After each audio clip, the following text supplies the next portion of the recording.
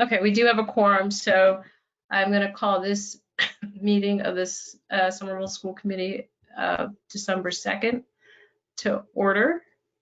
And before I do that, I am going to remember to read the version of the Governor Baker's March 12th, 2020 order suspending certain provisions of the open meeting law, GLC 30A, S18, and the Governor's March 15th, 2020 order imposing strict limitations on the number of people that may gather in one place, as well as Mayor Curtitone's declaration of emergency dated March 15th, 2020. This meeting of the Somerville School Committee will be conducted by remote participation. We'll post an audio recording, audio-video recording, transcript, or other comprehensive recording of these proceedings as soon as possible after the meeting on the City of Somerville website and local cable access government channels, SCAT. So with that call to order with, can we get a roll call? Oh, wait. Moment of silence, salute to the flag. Thank you very much.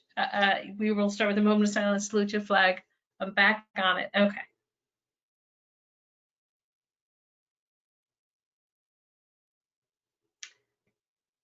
I pledge allegiance to the flag of the United States of America and to the republic for which it stands, one nation, under God, indivisible, with liberty and justice for all. Ms. Santiago, can you call the roll, please? Yes, of course. Eleanor Barish. Here. Andre Green. Laura Petone. Present. Ilana Krepshin. Here. Sarah Phillips. Here. Matt McLaughlin. Here. Joe Curtitone. The mayor is having difficulty logging on. He's having some internet difficulty, but will be joining us momentarily. Great. Emily Ackman. Here. Carrie Normand. Here. We have a quorum. Thank you so much. And I would like to share with you that the superintendent, Skipper, had a personal loss today. Otherwise, she would be with us tonight, and she will not be with us tonight. Instead, or in addition, we have Assistant Superintendent Chad Mazza, who will deliver the superintendent report. So with that, we'll go to the report of the student representatives. I know Brian is here, is Natalia, and Natalia is here. So Brian and Natalia, the floor is yours. Good evening, committee members and public. Can everybody hear me? Yep. Hello. So today I would like to talk about not necessarily a report, but more of a request from students in the student body and myself. We are requesting for the school day to start at 8 a.m. rather than 9 a.m. This change in schedule will be beneficial to all students. This includes students who work after school and need this job to support themselves and family. It would support those kids who take care of siblings, and their siblings are K through 8th. And the K through 8th does start at 8 a.m. and does end by 2:15, 2:30. And those siblings usually cause a distraction to the older siblings in high school while they're in their class that goes on till 3:15. And I feel like that is not only a distraction to the high school student, but also a hazard to the younger siblings who may put themselves in danger because they don't have that watchful eye. And I believe that not everybody has the privilege to pay for an after-school program or for a babysitter. And so I feel like that change in schedule will be super beneficial to those students. It would also give the opportunity for all students to end at a reasonable hour and actually see the sunlight, because due to daylight savings, the sun is setting by 4:30, and students are probably stuck doing homework until 4:35. Overall, I feel like just that change in schedule would be perfect for everybody. And it's not only my feelings toward the schedule, but I feel like I've spoken to at least 15 different kids who are having the same issues as myself. I have a job and I do work for Somerville Public Schools, and it is interfering with my job and also students who work for rec. we are all trying to gather together and try to petition to get this schedule changed, or at least move that remote 7 that from 2:15 to 3:15 to be at least required to be in the morning so that everybody can finish the day off by 2:15 or earlier.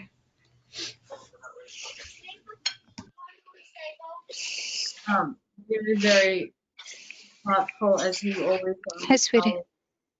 A lot of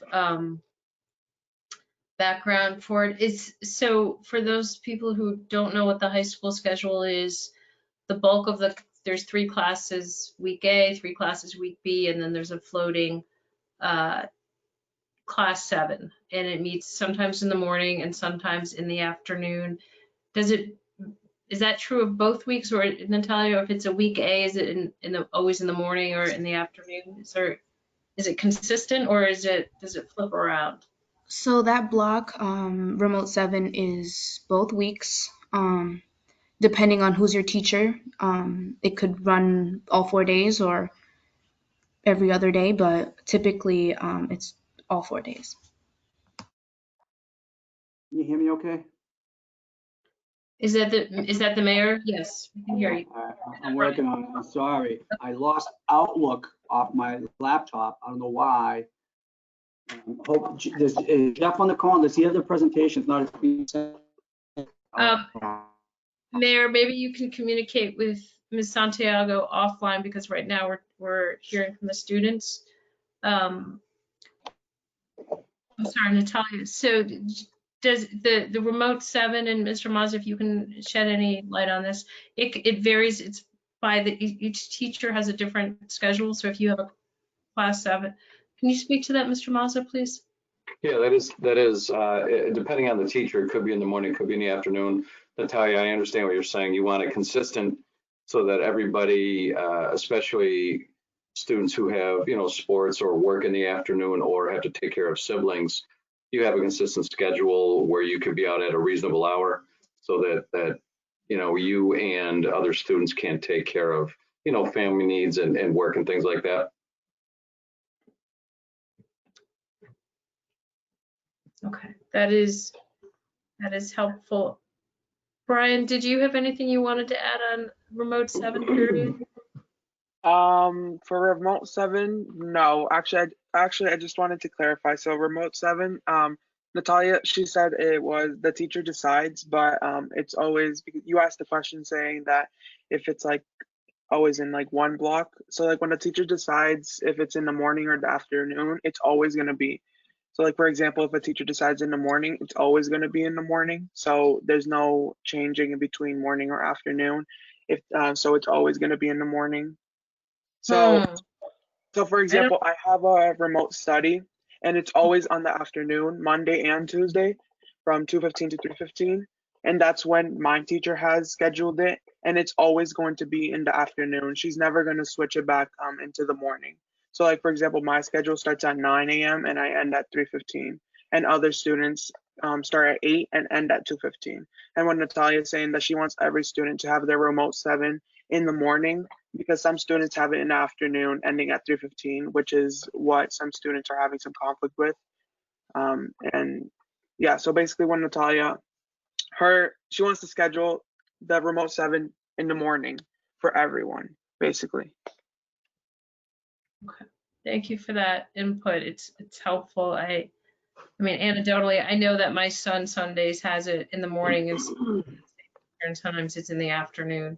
But Natalia, your point is that students, like adults, are juggling multiple responsibilities, and whether that's employment or childcare or other concerns. And I also feel like if children who are like 6 can wake up at 8, I feel like it won't be difficult for high school students. And to be honest, we've always woken up at like 6 to start school. So 8 o'clock, I feel like wouldn't be a big change for everybody. So the options that, to clarify a little bit, was either to start the day at 8 o'clock and have all classes finished by 2:15, or move that one remote 7 to the mornings so that everybody gets out at the same time. So either either way would be super beneficial to everybody. Thank you. Yeah, And I will follow up with Principal Agabina tomorrow and have a conversation just to get a better sense of what is happening with Remote 7. So we can try to get some consistency if possible. And Mr. Mazza, does every student have a remote 7 class, or is that more for electives? Yeah, no, it's more for electives. But again, I think, Natalia brings up a good point, and so does Brian. The consistency is very important. If we have things to do after school, but yet we can't do those because, school's interfering, which is important, I think we need to look at alternatives and see if we can meet the needs of our students. So let me have a conversation with Principal Agabina tomorrow, and we'll see what we can come up with. Thank you.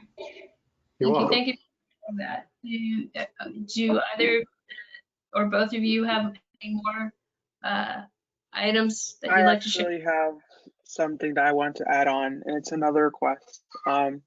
So I have been informed that the upperclassmen, they have private group breakout rooms during their Zoom classes, and that the underclassmen, meaning the freshmen and the sophomores, don't have the private group breakout rooms.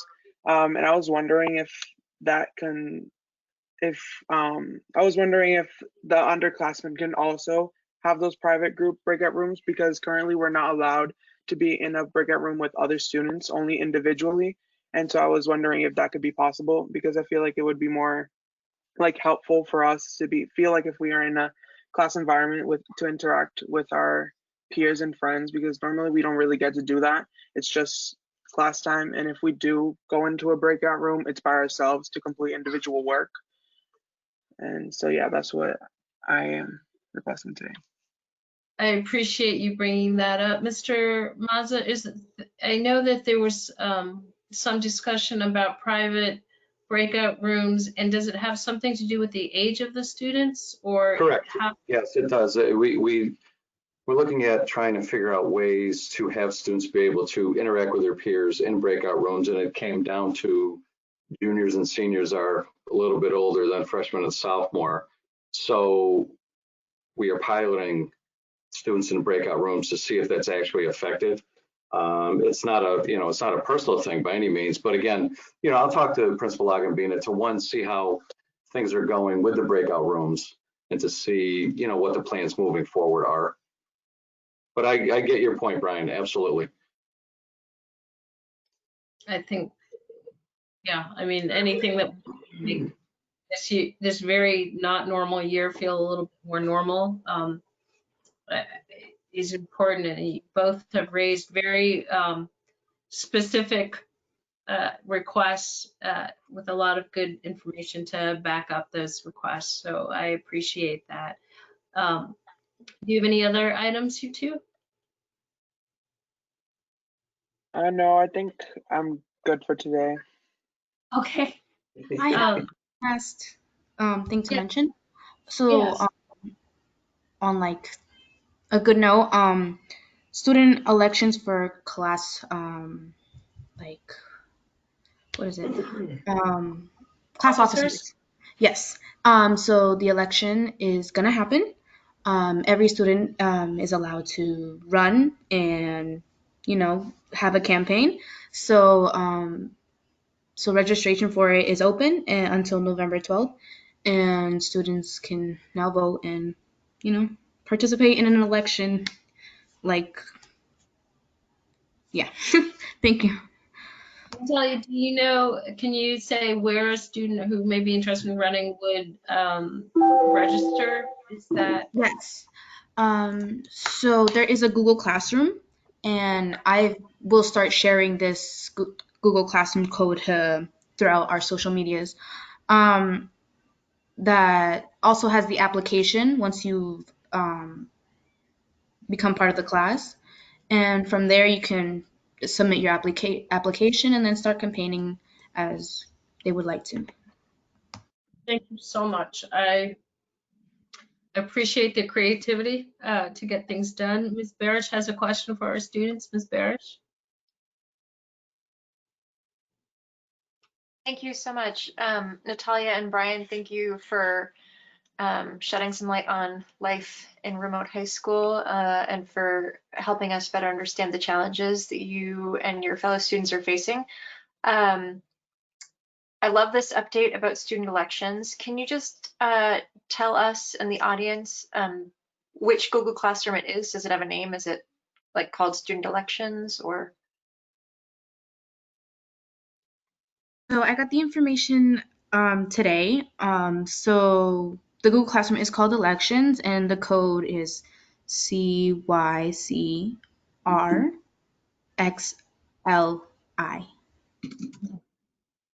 And I'm So- sure it, Yeah, it would also be posted on Aspen for every student, Great. the classroom code, and the deadline is on the 12th. So I found this out from my class advisor, Ms. Dietrichs. I am for now, the secretary of class of 22, and I plan on running again. But I got all this information today, so that's why it's a little shaky, but thank you. All right. Thanks so much, Natalia. all right. Well, thank you too, and thank you both for stepping up and being student leaders and community leaders. It's so important that we hear from you, whether it's a report or a request or some combination thereof. It is enormously helpful and for me, always refreshing to hear from students. So on behalf of the entire school committee, thank you for continuing to bring us good and meaty topics to consider. So we will see you. We have one, the next school committees in 2 weeks, and we will follow up on both of these items with you. Mayor, are you there, and are you prepared to do your an update right now? Yeah, I am, and I figured it out. First, I felt like I Zoom bombed or go-to bombed. I want to apologize to our two student leaders and thank them for that input. My oldest son, as a senior, was nodding his head in acknowledgement. Thank you on his behalf for bringing that forward. I think I figured out, and I've navigated my own technical difficulties. And let's see if I can share a screen here with you all. Hope it comes up. I don't see it up yet. I did have a prompt, Catherine. I don't know if we do it again, but it doesn't seem to be coming up. I can go ahead and share the presentation, Mayor, if you just. Yeah, let if me you know when don't to mind, switch the again, slide. folks, I'm sorry. For Sure. some reason, everything goes through Outlook, as you can imagine, to me, and Outlook disappeared when I turned on my computer this evening from my home. So I don't know what's going on. So if you don't mind, that'd be great. The slides come up first as we go through the updates, and believe it or not, well, thank you, Catherine, for that. And I hope everyone can see that.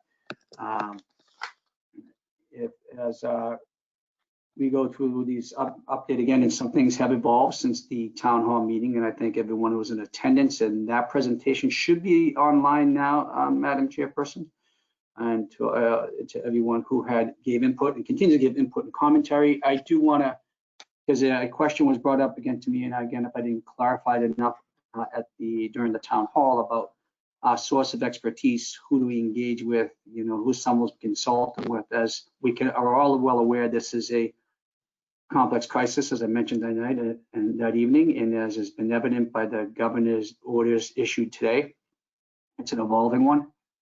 It's not getting better. So our decisions from day one, from the beginning of trying to understand how to take on the initial surge to now preparing for resurgence and trying to determine how not only to safely open up schools, but that we do so in a way that is based in fact on data and science, and that is sustainable. So we're not having to suffer through what other communities are doing, which is sort of whack-a-mole. Communities in the red and they're closing down schools. We want to create a legitimately safe and healthy environment so that even if our community is in a high-risk category, we can, through evidence of testing, surveillance testing, are allowed to isolate any cases to a particular classroom or a class or a building, that schools will remain open. But again, we, rather than one source of expertise or advisors, we've been able to develop access to a constellation of experts. Some of them have advised us one-on-one, like Dr. Sam Scarpino. Some of them have been part of a collection and cohort of experts right here in Boston from around the country that are participating in smaller coalition calls that I chair as chair of the Metropolitan Mayor's Coalition, or larger statewide calls as I facilitate with Mayor Kim Driscoll in Salem, and from the very beginning of the last several months. So we have engaged and continue to engage with this group of experts on a variety of levels, whether the topic is issues around testing, issues around school opening, how to take that on, the initial surge, how we take on opening up parts of our economy in a safe manner, and a whole host of issues as this crisis continues to evolve, and we're all starting to become experts. And hopefully there's some good lessons we will document in the event that any society or institution or government or community has to take this on again. And that again, universe of expertise is going to continue to go because we continue to seek out the best minds and ideas and diversity of ideas and thought on how to approach this. When it comes to policy, though, I just want to clarify, we all in our positions make policy in city and schools, and it's not an easy process. And all this, whether someone's engaged us once as part of a larger setting or continue to engage us individually in a more concentrated setting in terms of policy, we factor that all in to inform us on how best to determine what we're doing. And that's how we base decisions upon whether or not to, how to, or whether we should embark on test and surveillance and why it's important, as Rich Raish, the Director of Infrastructure Asset Management, would discuss, and why we sought the highest safety standard for our teachers, staff, and students. And I just want to make sure I added further clarification. So with that being said, Madam Chair, again, this is the Venn diagram that sets our conversation about how we are aligning all our efforts around external factors that we continue to gauge and continue to change, and paying close attention to that, and assuming those all point in the right direction, how the internal factors, which we do have leverage and control of, we can influence to set the stage and environment to open schools as we put forth. We'll move on to the next slide, please. Just briefly touch upon the safety measures, what's happening in terms of in-school. Jeff, I'm sorry, Jeff Curley, will I go through these or will you? I will do this. Jeff's not on the call, so these are baselines. Yeah, I'm happy to support these. Okay, sure. If you want to go through them. Sure.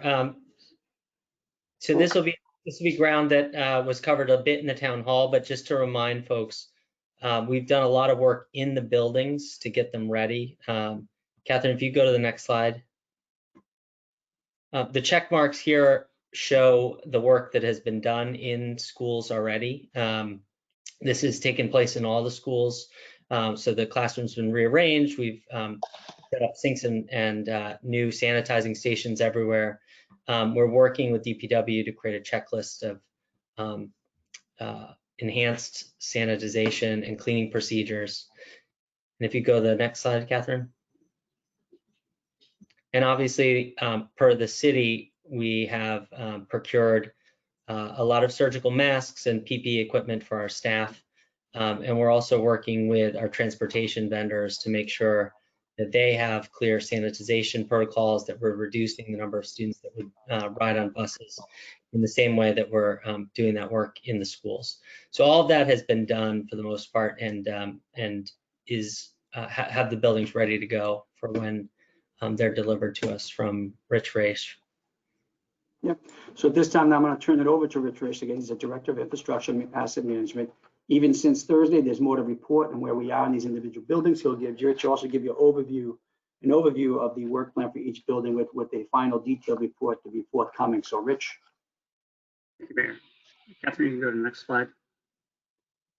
So an update for the school committee since the last school committee update, although this is review from the town meeting, which I'm sure everybody was at anyway. We sequenced and prioritized the work based on the technical difficulty of achieving the ventilation standards in the buildings, and then what programs those buildings could support. So we basically have three groups. Group one being the Argenziano Capuano in the west.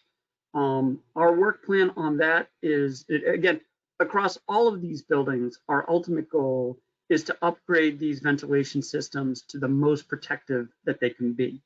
And so with this first group and with the eye of obtaining occupancy for the highest risk students on December 1st, we want to achieve a low risk status by December 1st, and then complete some additional work after that, as long as that work isn't invasive and disruptive for the students.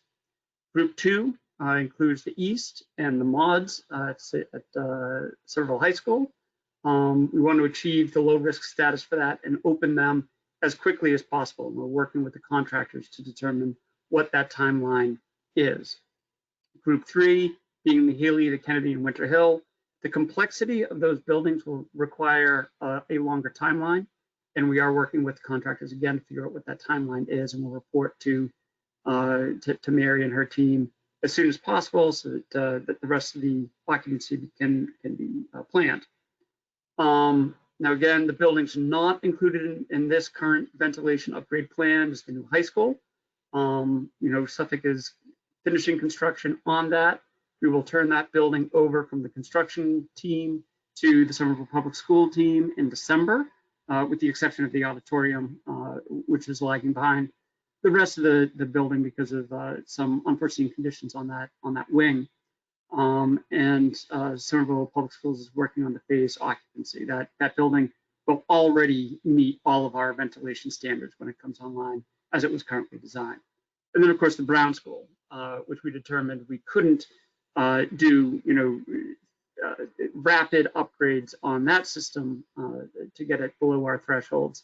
We will lump that building in with the rest of the municipal buildings and assets and start long-term planning on how to eventually occupy that building. Since our last meeting, we've received bids on the Group 1. We're working through some of the details on that, making sure that the two potential contractors that submitted are on an even keel so that we can award according to Massachusetts procurement law. We did review the work plan and schedule that is outlined there, and we did indeed validate that the work projected for December 1 achieves our ventilation thresholds so that we can occupy those buildings, and that work performed thereafter to increase the resilience of the buildings can be done whilst occupied. And the relocation strategy that was laid out in detail at the town hall really focuses on phases 2 and 3, special ed, ELL, K through 2, in those 3 buildings. Next slide, please, Kathy. So to give you an idea of really the detail of what it is we will be doing in each one of these buildings, we'll start alphabetically and also not coincidentally in the ease of how we can implement the upgrades. The Argenziano has an extensive centralized air handling system. It's a very robust system and more easily modified than most of our other buildings. It has 3 major zones of central air handling, and then some other smaller zones for the gym, the library, the cafeteria, and the kitchen. We will be upgrading the filtration on those systems from MERV 8 to MERV 14. MERV is a rating on a 1 to 16 scale, 1 being the least protective, 16 being the highest efficiency. Currently we've got MERV 8 in there. We're upgrading those to MERV 14, which essentially gets us filtration of 75% efficiency down to particle sizes of 0.3 microns. So we're talking very, very small particles that those filters are able to take out of the air. We're also installing in-unit mounted UV disinfection on those centralized air handling systems and humidifiers. That of course requires some additional electrical upgrades that are all within the scope. As you might have heard from one of our parents who does work upgrading buildings, one of the tricks on this, once you change out this equipment, it changes the way that the fans work and how air is moved.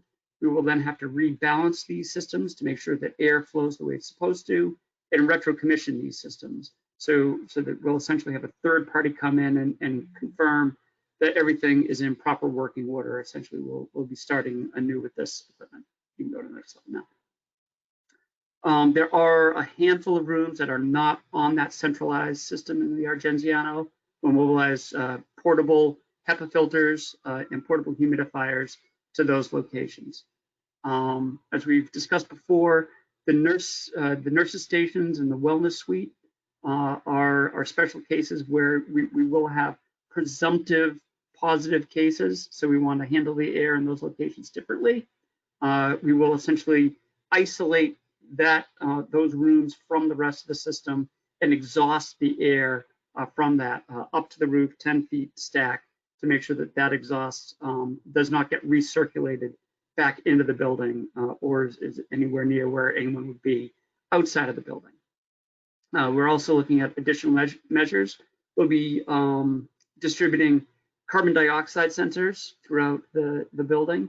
The idea here being that if the air is being circulated as people are respirating and exhaling carbon dioxide, that carbon dioxide gets moved out of the areas and exhausted and fresh air is brought in. We see a buildup of carbon dioxide. That means the system is not working the way we want it to. So this is something that we're putting in to continually monitor to assure that the system is working as designed and as planned. And if we see that carbon dioxide is building up, we know that we have to tweak the system. We'll also be looking to install wall-mounted UV units. This is an additional precaution, not necessarily ventilation related, but is intended to help DPW with cleaning the surfaces. These are UV lights, disinfection lights that we turn on at night when the building is unoccupied to essentially kill everything in the rooms. The Capuano is a little bit more difficult than the Argenziano. It's a mix of centralized and in-room air handling systems. The in-room units, as they currently sit, they're not entirely dissimilar from, say, a hotel room you might go into that has one of those air conditioning and heating units under the window, so you can kind of adjust your temperature in your room. It operates in a similar manner, and that's how the building was designed. So for this building, we'll be upgrading both the centralized systems, and there are 4 zones in that building. Again, from the MERV 8 to the MERV 14, installing in-unit UV and humidifiers. And then for the in-room units, we'll be increasing the outside air percentage and putting in mobile HEPA filters and humidifiers. Again, once all that work is done, we have to rebalance and recommission the systems. On the next slide. Again, in the nurses and wellness suite, we'll be isolating those rooms from the rest of the system and exhausting, and we'll be installing the same carbon dioxide and wall-mounted UV units in the Capuano. Moving on to the west. The west, even though it is a smaller building, has a more complex system with different zones. This is a harder building to upgrade, but still completely something we can achieve. It has a mix of centralized and in-room air handling and more smaller zones, including some rooftop units and some utility room units. So the mix of things that we're doing to those different centralized systems is a little bit different, but overall the goals are essentially the same. We're increasing outside air percentage, improving the efficiency of the filtration, installing UV units where we can do that on the 2 zones, installing duct humidifiers, doing the same sort of upgrades to the in-room air handling by increasing outside air percentage and bringing in portable HEPA filters and humidifiers to a number of rooms to again accommodate to the different systems in that building, rebalancing and retro-commissioning all of those systems. Also on the west, the nurses station and wellness suite will be isolated from the rest with the exhaust stack up to the roof and mobilizing the carbon dioxide sensors to monitor performance in the wall-mounted UV units for overnight disinfection. So a general timetable for this. A lot of these, a lot of the equipment and a lot of the filters and all these things, they have to be ordered and manufactured. There's longer lead times on some things than others, particularly the inline UV units have a longer lead time as more buildings are trying to install these. So generally the filters and the humidifiers and the in-room pieces are shorter lead time, and we'll be installing those in November so that we can hit our first week of December for occupancy. The inline UV disinfection, that will lag behind. But again, those are things that are being done sort of in the utility rooms, so that work can be done whilst the buildings are occupied by students. So our next step is to process the contract for the Group 1, and starting this week, we'll be receiving bids for Group 2, following through sort of the same process with the contractors on that, confirming that we're all equal and determining what the delivery schedule is for those buildings. And we'll be working with some of the public school system, again, as we said, at the town hall, on what the overall relocation strategy is, particularly for the upper grades, once we have that timetable, particularly for the Kennedy, the Healy, and oh, it's been a long day. Who did I leave out? Winter Hill. Winter Hill, thank you. So we'll be finalizing the work plans for each one of those. It's worth mentioning there's been a lot of discussion around the release of sort of the report for this.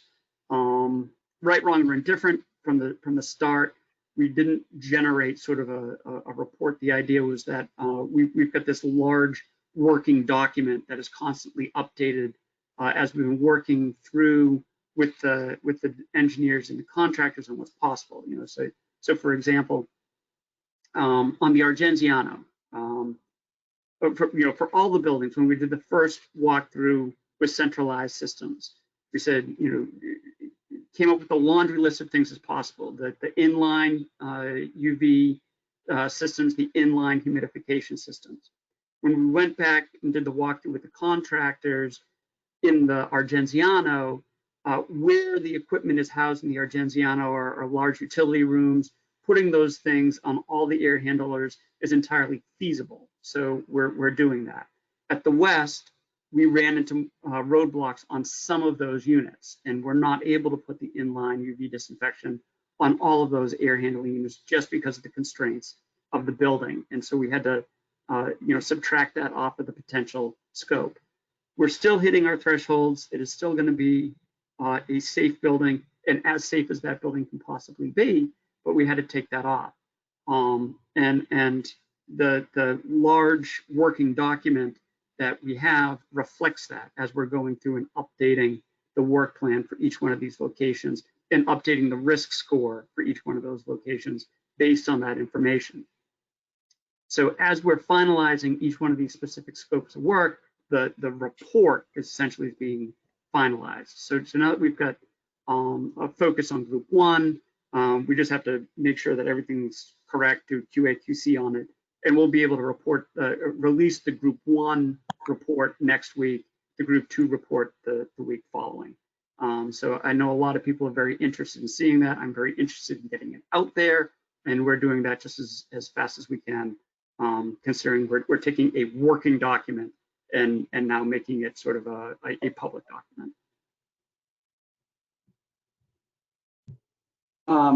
Thanks, Rich. And I just want to say, I think I failed to mention at the beginning, we'll make sure this slide deck is made available for the public, both the city and the schools, Madam Chairperson.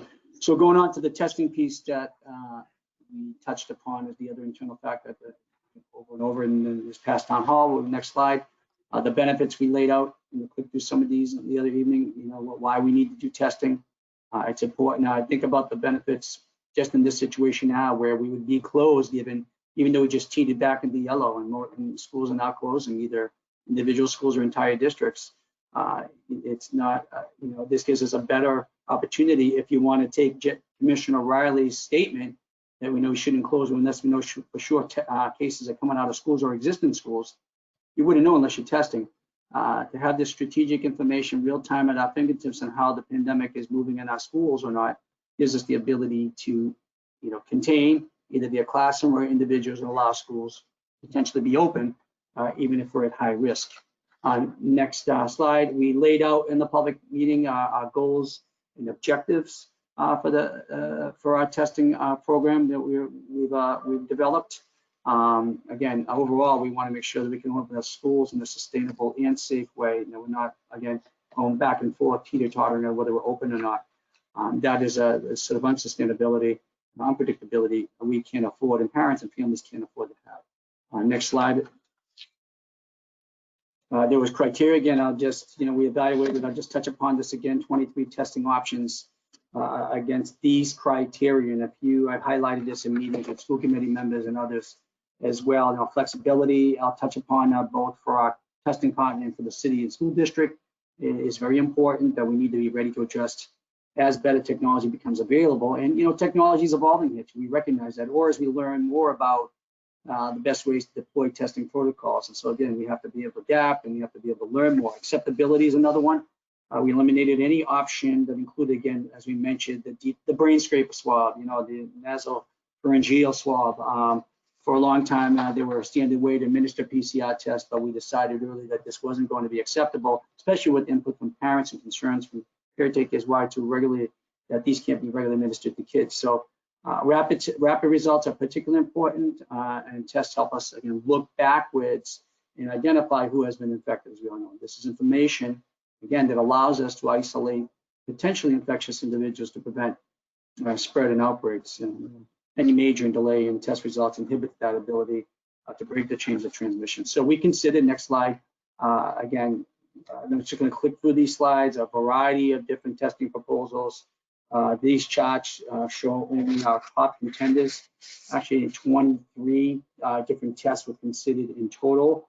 And the time we were considering our testing approach, we saw prices change and new options become available, and the space continues to change rapidly. Ultimately, as we discussed and talked about in the public, the town hall, two testing options, one for Ginkgo Bioworks and Union Observatory. That'd be the saliva test as the one as the baseline testing for staff, be free, and then the partnership around food testing with Tufts University, Broden, and Cataldo. Just moving forward again. Okay, the baseline testing, as we talked about the meeting that night, recall, is important. What it does is allows us to identify infectious individuals before in-person classes begin. That is important, if you can all agree. And the screening really allows us to continue to maintain that safe environment we all want to achieve over time and prevent undetected outbreaks. Symptomatic testing needs to happen on a different track. I know this question was brought up in the town hall, and provide people with symptoms priority access to rapid turnaround individual tests. I'll touch upon it again afterwards. We will facilitate that symptomatic testing. Again, Ginkgo is being used for staff because they're offering free baseline testing, and this offer is not going to be available for students. Again, testing frequencies can change over time as we gather more information about the most effective testing programs. I'll just briefly touch upon cost. Next slide. This will be further refined as we know the universal students coming back when, but in general, what we were impressed upon the individual tests and the Tufts Broad proposal, when you include the 50% coverage shared with costs, is at $12.50.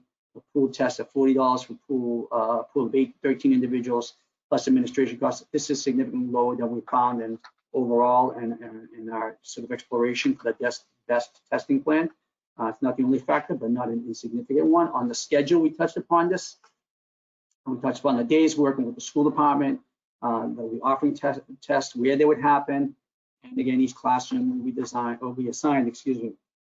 a set testing time.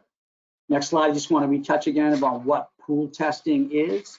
Again, what's important is, as a little debate I had with a major state leader, names to be not mentioned here, about the pool testing that is a new thing and hasn't been proven. Well, it's actually been verified why we went with this in trials. It's been verified. But we will start with individual testing because our partner, again, the pool testing will be rolled out a few weeks after we start opening schools, so right around the beginning of January. And that's really important. But how does pool testing work? Well, it tests, for students in a classroom plus their teacher combined. It's going to be up to 13 people. And if that pool of all those samples hits positive, then it will go back and test everyone in the pool. They'll all receive an individual test. Health and Human Services for the city will then notify members of the positive pool to schedule individual tests.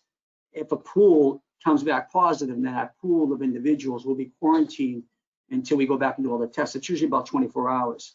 And if we go back and anybody in that pool after the individual test becomes test positive, per recommended guidelines, they'll be isolated for 10 days after a positive test result. And then contract tracing will then work alongside that to determine whether other individuals, staff or students, students or those outside the pool have come into direct contact when anybody's tested positive. Any classroom, and this is per recommendation, the school department would agree, any classroom with a positive pool test will be shifted to remote learning for 2 weeks. We'll move forward. Next slide. We can go to the next one. I just touched upon this, and these will all be available online. I just want to help clarify. It was asked to us because it's still confusing for folks. What's the difference between quarantine versus isolation? There's actually a specific difference. So it's stated here, and I'll just touch upon it. If you're in close contact with someone who has tested positive for COVID-19, then you have to quarantine for 14 days. Even a quarantine has to be observed even after a negative test result. What's that mean? Well, let's just say I came into contact with someone who tested positive. I was notified by contact tracers. I would have to quarantine for 14 days. And you're not allowed to test out of it negative because it takes up to 14 days for the virus to incubate for symptoms to evolve. And you may still be asymptomatic. Again, it starts after your exposure to an infectious COVID-19 positive individual versus isolation. Isolation is determined to be for someone who is sick or actually tested positive with COVID-19. Even without symptoms, away from others, that person's isolated away from others, even if it's in their own home. And that starts after symptoms develop or you have a positive test. So those are the two distinct terms and definitions and how they apply to them. Important question that was brought up, it continues to be brought up. We will encourage those who come into close contacts outside of school to get testing and facilitate that through our mobile clinic and CHA, that's the Cambridge Health Alliance sites. And then we're exploring options to offer home visit for testing for household contacts. And anyone who's a non-resident member of our staff, either the city and schools working in schools, who's a close contact will be directed to one of the state's Stop the Spread sites. So we will work on facilitating that. We're not just going to send people on their way. We want to make sure that we're in close observance and collaboration on that and assistance on that. The Board of Health obviously was meeting this evening. Just on the timing of that, while it was not ideal, admittedly, that the Board of Health meet on the same night as school committee, it was the only night that when all members of the board were available to meet, and it just happened to be tonight. But they are currently evaluating, have been evaluating, and deliberating a draft order requiring testing in our K-12 schools in Somerville as a whole. And there's again some of the bullets on it. Each school, whether it's public or private, would have to submit a COVID-19 transmission prevention plan to the Board of Health, and there must be some level of ongoing testing of teachers and employees and others to provide ongoing services in the buildings. Again, we're one community, we're not separate community and encapsulated in our own school systems. Next slide. Actually, no, this is the slide. I'm sorry, go back one. I apologize. You're moving faster than I am. So the requirement for teacher and staff participation, as it was outlined in the order, is explicit. The Somerville Public Schools and other schools in Somerville, as I mentioned, are provided some latitude to develop a policy related to student participation in testing protocol. But again, the testing proposal we've submitted only works if we're as close to 100% participation as possible. But the reason for this is that for our schools, for example, there are important conversations to be had about ways to allow appropriate exemptions for vulnerable students, and we have talked about that. And that's the final piece that has to be flushed out. So, and that's gained with expert input, especially from SPED attorneys and others. We want to make sure that we're addressing all that here, but we need as close to 100% participation as possible, mandated as possible, for this to be effective and to really keep our staff and teachers, and students safe. On the next step regarding testing policy, next slide, please. As we mentioned, I believe we mentioned in we did Thursday night in a previous meeting, the city's incident command staff it will be providing written policy recommendations. It ties us all together for the school committee to consider. And this, again, will include the details of the testing protocol, and that will happen this week. And again, the recommendation will obviously be consistent to the Board of Health order and the testing protocol that, again, that was developed not by one individual, but the testing working group. So, Madam Chairperson, I'm going to stop there. I know we went on, but even since Thursday, things continue to evolve, and I'd submit by the next time we give a presentation to the school committee or the community at large, even a lot more will evolve by then and develop. Obviously, a lot more conversation to happen. Happy to take any questions myself or Rich Raish, and I believe Omar Bukili from the Incident Command Team is on the line as well. Thank you for that update. Thank you, Rich, for another long day. We have a couple of questions. Dr. Phillips and then Mr. Green. Dr. Phillips? Thank you, Chair. Thank you, Mayor, and to Mr. Raish and to Dr. Curley for that great update. I really appreciate it. I know my constituents do as well. I have a lot of questions for you tonight, but I will start with one. So it's my understanding that there is one other public school district in the country that is mandating the kind of baseline and surveillance testing of students and staff that we're talking about, Los Angeles. So my question through you, Chair, is to the mayor, I believe, just wondering to what extent the Incident Command Center has been reaching out to LA to get their policy so that we can learn from them and their experience. Valid question. I would have to defer if Mr. Bukili is on the line. If it's okay, defer to him. Thank you. Thank you, Mayor. To Ms. Phillips, every school district is very different. Our understanding of the folks who have implemented surveillance testing protocols is that it varied depending on who came in, at what time, what the ages were, what the staff population was. Our school district is slightly different, so we relied on a very specific context. The ability to control our system is what we went for. Our understanding from their experience, and this is anecdotal, considering their size, the city is different from the county, is that we wanted to have a read on our very specific system. We have a total universe of 5,000 individuals at 100% capacity. It's a fraction of the LA city or county universe. So our goal is to get as much data as we can. The more people we can have in that testing protocol, considering the health exemptions, the better for us in terms of data collection, and then the ability to formulate policy and make recommendations to the ability to make those decisions. If I may add, I'm sorry if my dog's barking. The other lessons we have is what the universities are doing. I mean, there are 110 colleges and universities around this region partnering with the Broad Institute doing a level of surveillance testing.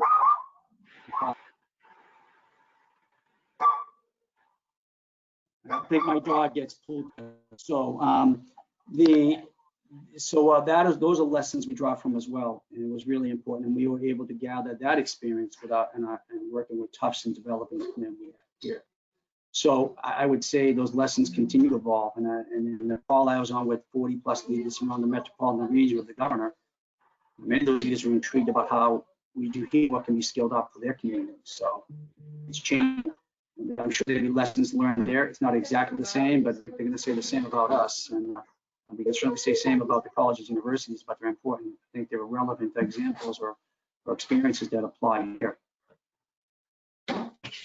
Not to belabor the point, but it does seem like it might be useful to reach out to the only other public school district in the country mandating baseline and surveillance testing to simply ask for their policy and see what they're doing that we might want to incorporate into what we want to propose here.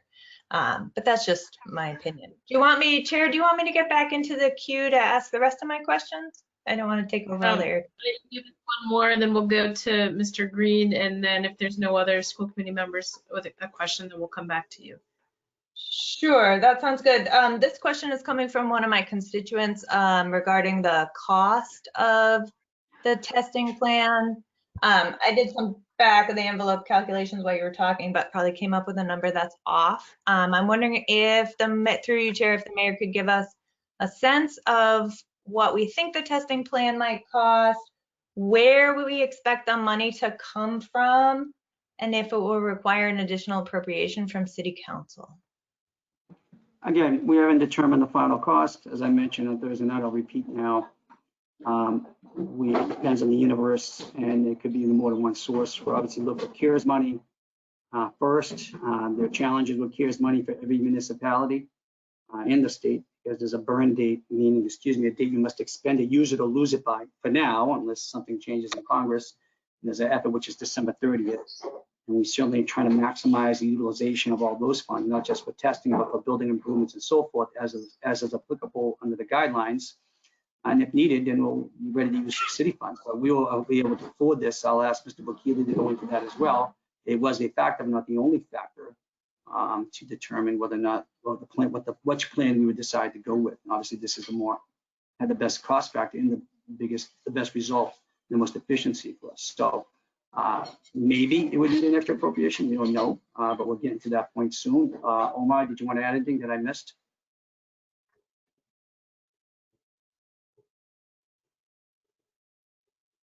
I'm sorry, I don't know if I heard you. Was that a yes or no?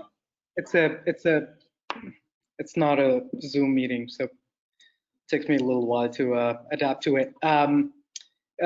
Yeah, so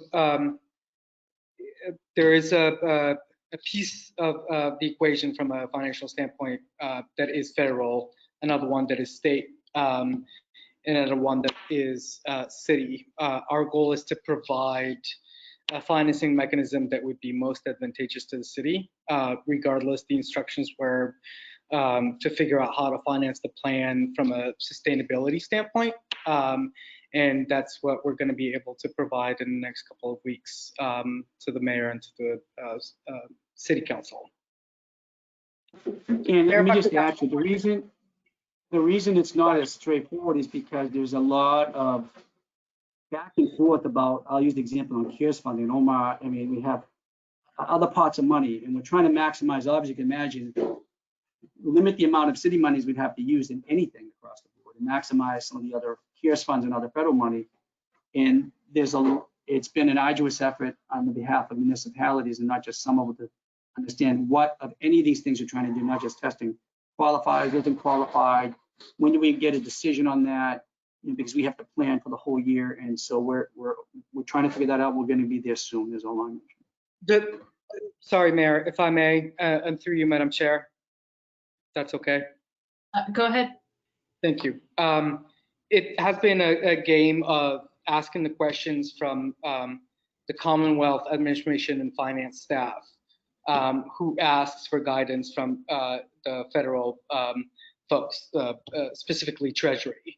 And so it's a back and forth constantly in order to figure out how much latitude we have about certain things. And it's about clarifying certain details about very specific boxes, which to spare you the bureaucratic aspect of it, it's a constant pushing that line to make sure that what we thought about, they've thought about, so we can maintain a certain pocket that we know we can use that money for, but at the same time, we have the ability to account for whatever they may not be able to account for, especially after November.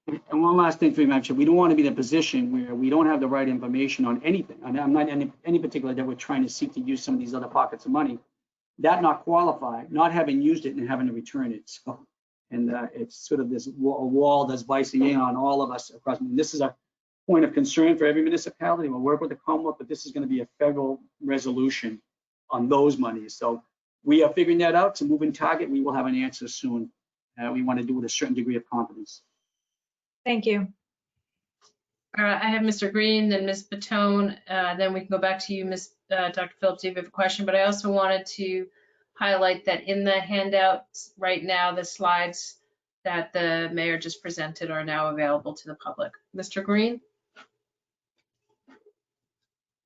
Thank you. I'm sure I have questions, but I'm still reeling from the Board of Health meeting, so I'll get back on that queue. But I did want to give as a point of information for the committee and the audience, the Board of Health did pass the order this evening with a minor change where the plan also requires that decision-making bodies for educational institutions put in their plan how they will review the plan and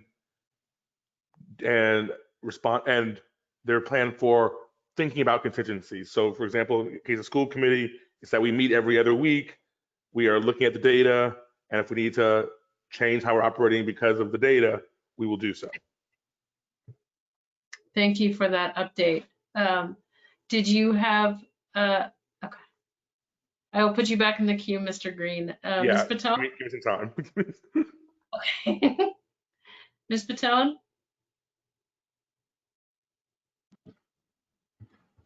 Good evening, everyone. Thank you for being here, Mr. Mayor. Through the chair, to the mayor, or I'm not sure who to. I had a specific question about the Board of Health order. I think at one time the plan was to include students in the required testing, but now the current draft doesn't include students. I understand you referenced that you wanted to have the appropriate exemption for students, and I appreciate that. Or is I guess the Board of Health passed it, so I'm not really sure what can happen at this point, but is the city or the public health looking for language from the school committee council, the legal counsel, regarding special ed or other exemptions? Or was there just decision to not include that, which when you say that the testing plan requires everyone to get tested, but yet the public health board order doesn't include that, it's a little confusing for me. I'd go back to what I mentioned, and that we will have by Wednesday, I believe, a suggested policy language for the school committee to consider that will take into account the Board of Health will reconcile with that and everything else I mentioned. I know Omar may have Omar Bakili have a further comment on that as well. Omar? Or Mr. Bucali? You're muted, Omar. You really don't know how to use GoTo. Yes, thank you, Mayor. We really don't. We use Zoom extensively throughout the day, so this is complicated for us. No, to echo the mayor's comments, I think this is policy-based. The goal was to provide as much latitude based on the context to provide a testing protocol that would abide by the goals and what we were trying to achieve. So, for example, when it comes to students, the ability to identify asymptomatic and pre-symptomatic students is a goal. The way you would get to it would suggest or ask for a proposal. We have one, and I think that was the balance, the delicate balance that was a goal for us to achieve. So on our side, I think the protocol is pretty straightforward, and I think by Wednesday we would be able to provide very specific details and timelines related to it that would provide the school committee with the ability to be comfortable with the way we're approaching it. Yeah, and through you, Madam Chair, that being said as well, the plan we've submitted accomplishes that. I mean, and that's worked together by the group of not just city individuals in the school. We've worked together collectively with Tufts to develop the plan. Submit not moving that plan forward falls far short of what the health, absent, not again taking into account any exemptions that may have to be part of it, that we will need to be considered. It's not a slight nuance either. We need to seriously consider what those exemptions should be. And the way we achieve our ultimate goal is to adopt the plan we put forth. May I ask a question of clarification, Chair Norman? Go ahead. Through you to either Mr. Volpe or the mayor. So my understanding is that there won't be change to the Board of Health order, but that the city is going to provide language for the school committee to consider in their own policy. We were providing language which really just closes the final piece of this. If there was, I mean, you know, if we laid down 9 bricks in a path of 10, the last one that has to be put down, I guess, is the way to put it. I'm not to be too simplistic, but not to be overly bureaucratic either, so. And Mayor, we have a protocol to run by the folks around here. So we have a very specific protocol regardless of the big framework the Board of Health is adopting.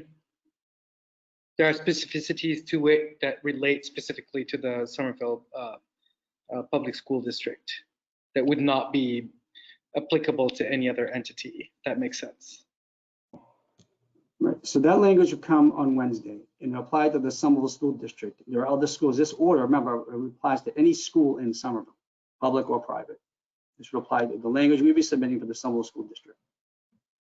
Okay. We'll evaluate the other school districts. There are 2 of them, if I'm not mistaken. I don't think there's anything else in Somerville, and their plans. They have an order they must abide to. And for the record, we have reached out to those. I personally reached out to the Archdiocese and Cardinal O'Malley's office, and I believe Doug Kress and the Board of Health has reached out to I think their school representatives, their superintendent, and perhaps the parish on the Archdiocese side. And the others there, and I believe has also reached out to the charter school. So no one's exempt from the Board of Health order.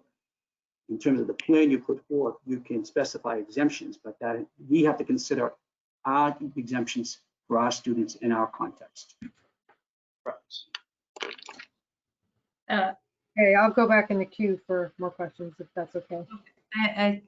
Fantastic. I have Dr. Phillips, Mr. Green, and then Ms. Patone again.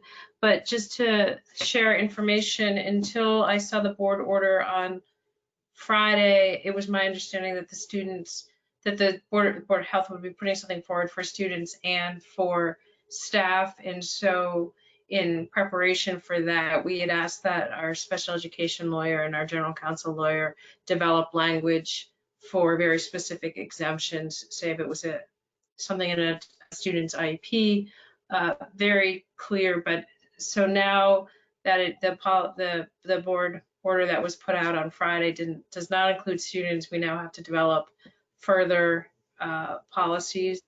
And so given that it is November 2nd, I will ask my colleagues to look at their calendars because we will be likely scheduling additional school committee meetings to address this, because that kind of information about what the protocols are, both in terms of testing and vaccination, although for the students, it's absolutely clear from the governor's order, I think is important information that both staff and students will need, families will need to make decisions about whether they come back in person. So the time frame is tight, and I think we'll be seeing more of each other in the next few weeks. So I now have Dr. Phillips, then Mr. Green, and then Ms. Patone again. Thank you, Chair. This is an implementation question. I'm not sure if it's through you, Chair, to the Mayor or to Mr. Bukili. As all of you know, right, I think mandating baseline and surveillance testing is a big deal. And I want to make sure that we're doing whatever we can to ensure that there are no unintended consequences to our policy decisions in terms of young people's access to a free public education. Last time we talked about this, the mayor mentioned that the Immigrant Services Department on the city side would be leading the charge on a public health campaign about the flu vaccine and the testing policy in our public schools. And so my question is, when can the public expect an update about this plan, and where will it be delivered? Will that come to us through City Council? You, Madam Chair, I'd submit it should be both. I mean, I believe we spoke last week about it, and I appreciate it. It's an important question. We have to answer it.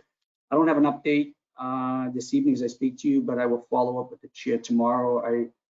I'd submit just off the cuff, it can't just be the council, it has to be the school committee, and it's a community-wide approach to it. So if it allowed me leeway, we'll get back to the chair by tomorrow. An update on that in the school department.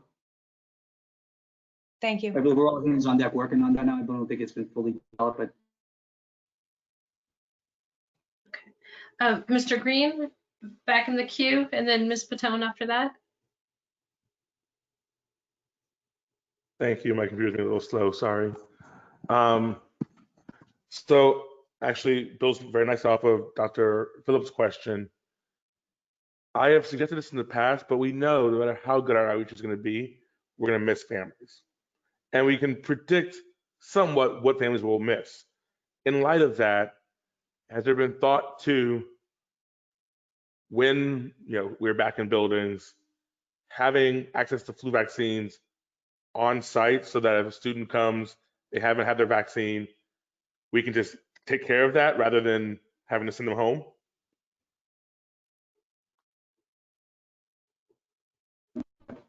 Point, I know Mr. Green's brought up in some of the questions before.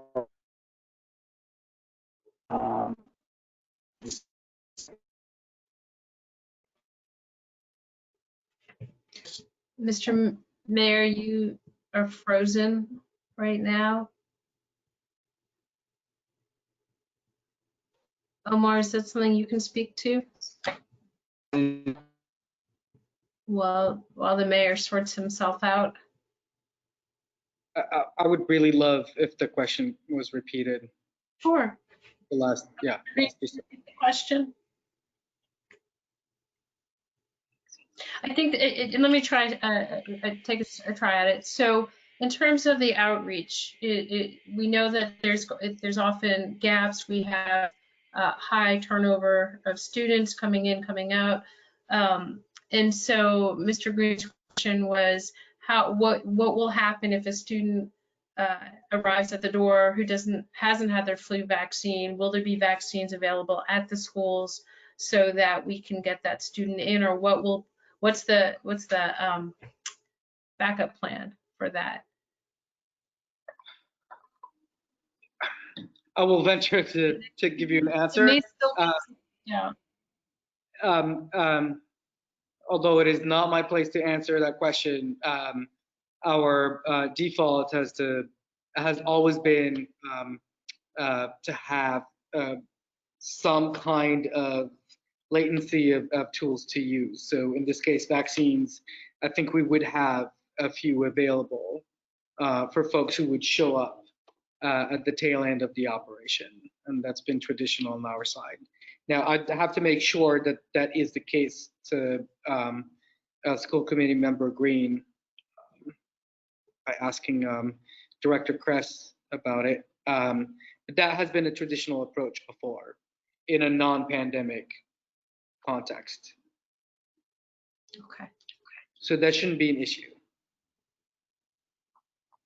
All right. Thank you for looking into that and getting back to us when you have the answer. Ms. Patone, you had another question? Thank you, through you, Chair Norman, to whomever wants to speak to this. I know that the thresholds for opening and closing are very complicated, and it's not a linear, if we hit X number, we close, and if we hit Y number, we open. But I feel like I want some clarity from a public health perspective on this around what are some of the factors being considered, and can we create some kind of documentation about that? Who will be monitoring these factors? Is this going to be the public health department? Are we expecting the superintendent to monitor this? Who's responsible for making the decisions about closures and opening of whole schools? I'm not talking about pods. I think we can manage that. And then what expertise will be necessary to do that? And you may not be there yet, talking about building a building. These are bricks that are all coming together right now, but this is something that I think is super important to create public confidence moving forward about when a building should be open and when a building should be closed. Thank you. Madam Chair, can you hear me now and see me now? Yes, we can hear you and see you. It has been a bad night for internet and technology in the Curley household. I don't know what's going on. So I apologize for that. I lost you when you said I was frozen. I just caught the tail end of Mr. Tone's comments. So if I missed anything, my apologies. Do you want me to that would do you want me to repeat it? helpful. Okay, so I understand that it's really complicated to create these thresholds for opening and closing particular buildings in the district. But I think we need a little more clarity around this, specifically from a public health perspective. What factors are going to be included for the decisions? Who's going to be monitoring these factors? Is it expected that the public health department is, or that the superintendent is going to be monitoring these factors, even though I understand they're not all completely defined? Who's responsible for making those decisions? And then what expertise is going to be necessary to be making these decisions? So I can answer that now, but and I submit for you absolutely a valid point. We will continue to clarify that as much as possible, understanding that there is not one threshold data point. We see how that is fielded here in the Commonwealth. You know, I first of all, I think the governor made the right call for the most part on what he announced today. But one thing is absolutely wrong. I believe it's just not true. There is no plan on schools.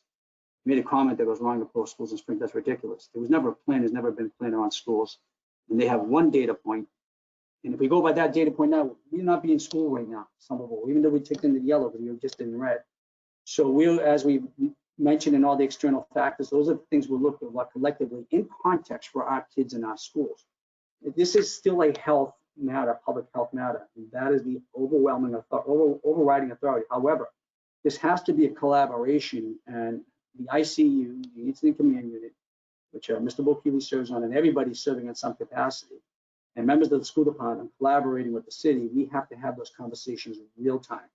But I agree, the more we can outline how we're, what the various trigger points are, threshold points are, I think we need to do that, and we will continue to do that. And again, this is something it's evolving, things are changing, and approach we're learning on the way, but I'm in full agreement. I just want to be clear that there's not ever going to be one thing unless we're stuck with what we have now, and unless we don't have the ability around surveillance testing or so forth, and we're caught in this red, whether red, yellow, green community or so forth, then we're stuck with that, and that doesn't work. So we will continue to evolve that. Can I just do a quick follow-up? Absolutely. I think I totally understand how complicated this is, and I appreciate you saying that there's all these players involved.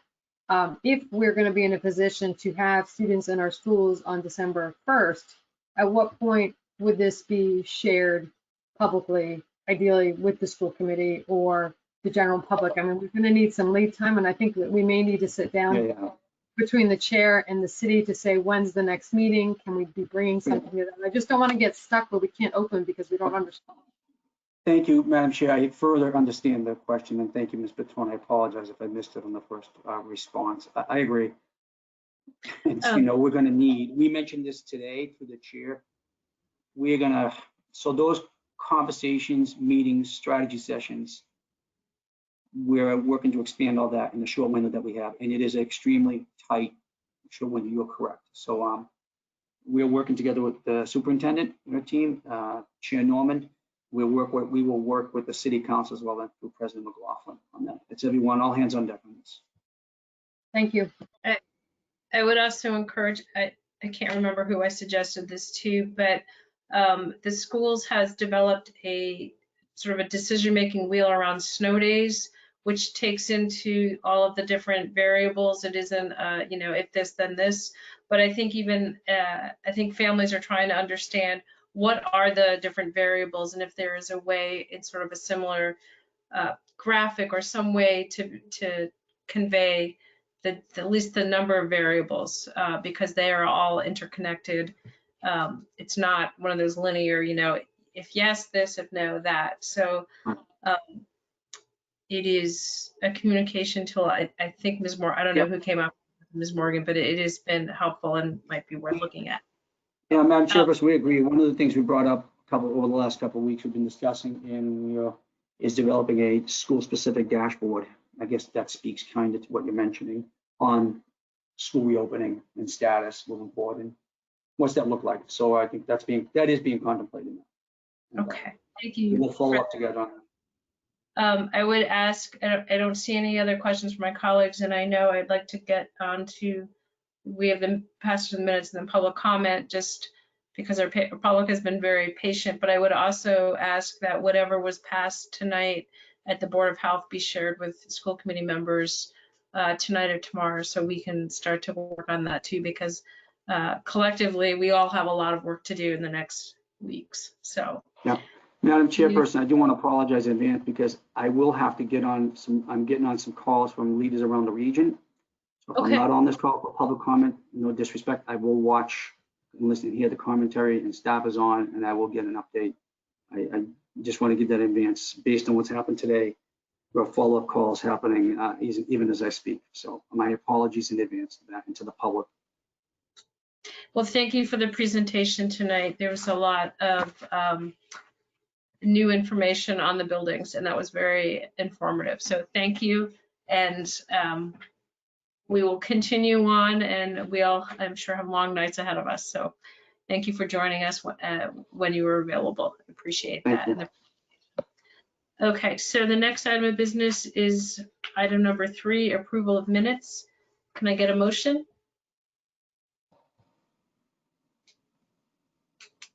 So moved. Alana. Oh, second, Alana. So there's a motion by Mr. Green, seconded by Alana Creption to approve the minutes of June 22nd, 2020 and July 27th, 2020. Is there any discussion? Ms. Santiago, can I get a roll call vote on that, please? Yes, of course. Eleanor Barish, Yes. Andre Green,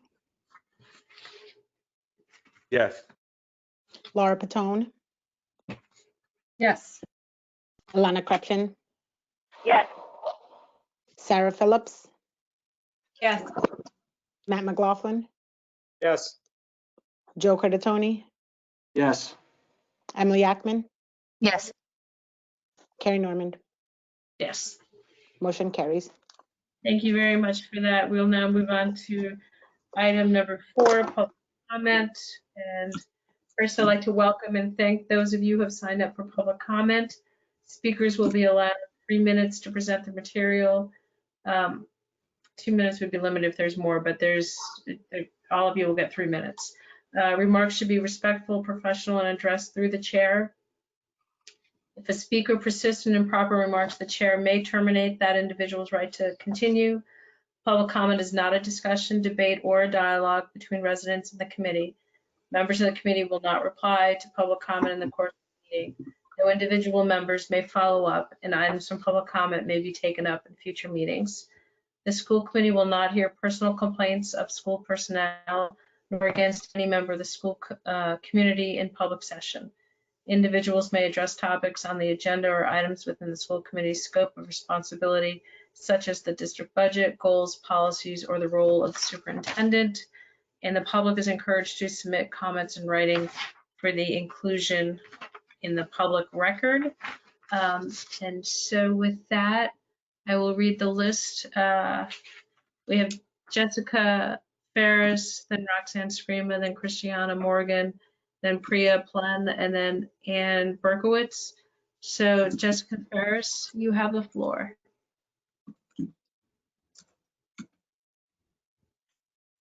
Jessica, are you there?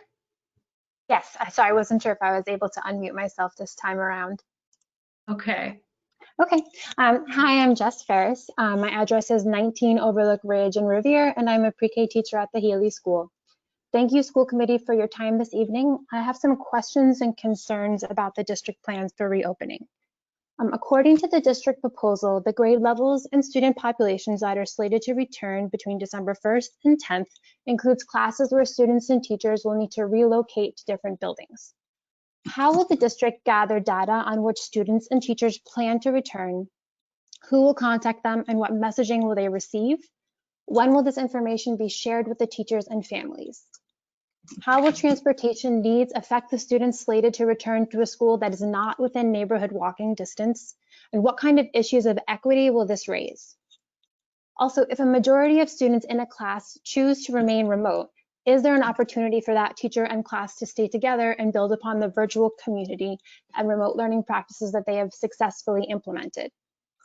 Before September, families were told that when the district returns to a hybrid model, a learning management system would be available for students in grades K through 12 who remain fully remote. What program will be available for pre-K students who want to remain fully remote? According to the proposal, teachers who will have to relocate materials, teach remotely, plan for lessons for both in-person and remote learning. I do not believe personally that these things can be done well in a 3-week preparation period. Certain school districts are planning to close between Thanksgiving and December break due to holiday-related travel and potential transmissions of the virus, since we know that family households and family gatherings are where transmissions have been traced. And my question is now the right or best time to bring students back with this information? I would also like to echo Committee Member Patone's questions about the need for clarity and transparency about the threshold for opening and closing with specific indicators, identified roles and responsibilities, and expertise, and the importance for this to be created and shared as soon as possible. Thank you for those clear and important questions. These are just a few of the concerns and questions of my colleagues and I have about the district's proposal to return to school. Thank you for listening. I yield my time. Thank you for that. Next up is Roxanne Scrima and then Christiana Morgan. Roxanne Scrima, you have the floor.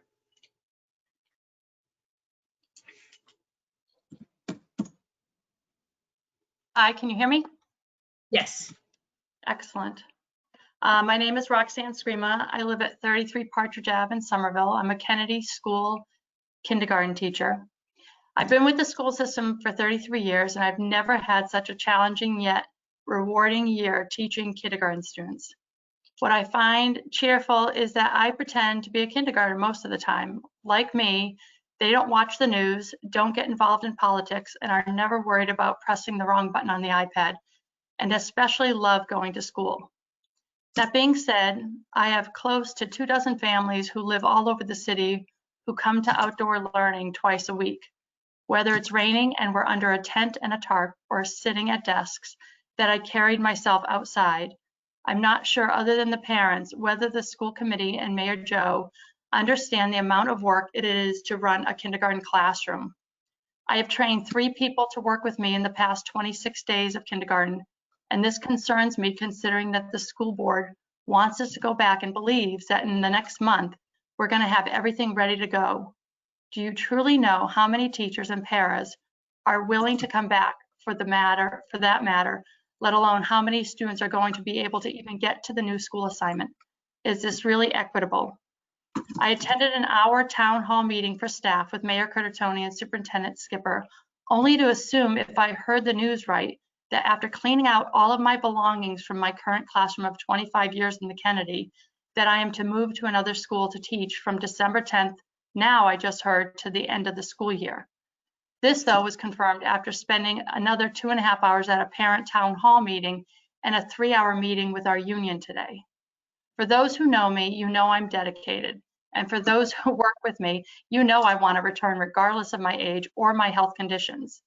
Truly, I must express my concern in this meeting that if you plan to get professionals to return to the schools, you truly need to work with staff instead of making parents think and believe that you're working with us, when in fact, no one has truly checked in with the most important people who work with these students, which are the teachers, the paras, and the many people who support us.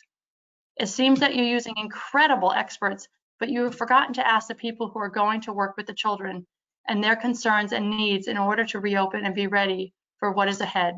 All hands on deck is what Mayor Joe said. Please make sure that when you survey parents, that you also let families know if their teacher will be returning or if they're going to be meeting a new person to work with their child. I appreciate your time tonight, and I've been glad to listen to everything that's been updated. But all the testing that you do is one thing, but getting us to support all the kids is the most important. Thank you. Thank you. Next up is Christiana Morgan and then Priya Plen. Sorry, we're unmuting and muting myself. Hi, I'm Christiana Morgan, 21 Berkeley Street in Somerville here. I am a parent of only one high school student now, and I'm also the council educator at the Capuano. And my concerns echo a little bit as Jessica and Roxanne's did about the timeline. And I understand that this is primarily facilities driven, the early December deadline. And I am pleased to hear that the buildings are moving forward and the health and safety concerns are being addressed.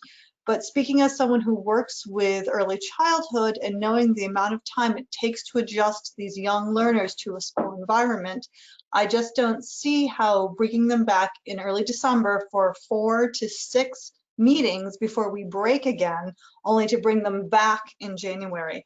To me, that's very similar to having them go and then having to stop because of closures for other reasons. Presuming the buildings are ready and the conditions are set, I think January 4th start makes a lot more sense because it would give us the 6 weeks until the February break to get into a rhythm and routine as we introduce children to a school building and all the new protocols that we ourselves are going to be learning. And not unrelated to all that is there are many, many unanswered questions about the logistics and how it's going to work with educators returning. And we keep hearing that information is coming, but as each day takes by, we don't know basics. How do we move about the buildings ourselves? For those of us who don't have classrooms but are accustomed to supporting building-wide or service providers, can we continue to do our jobs in that way? Can I visit more than one classroom a day or not? And if so, what are the protocols? There's a lot of anxiety out there amongst the educators on exactly how we can do our jobs. And I think that, as Roxanne said, more conversations are needed on that very practical logistic level so that we can continue to deliver our best for the students. Thank you. Thank you. Next up is Priya, and then finally we'll have Ann Berkowitz.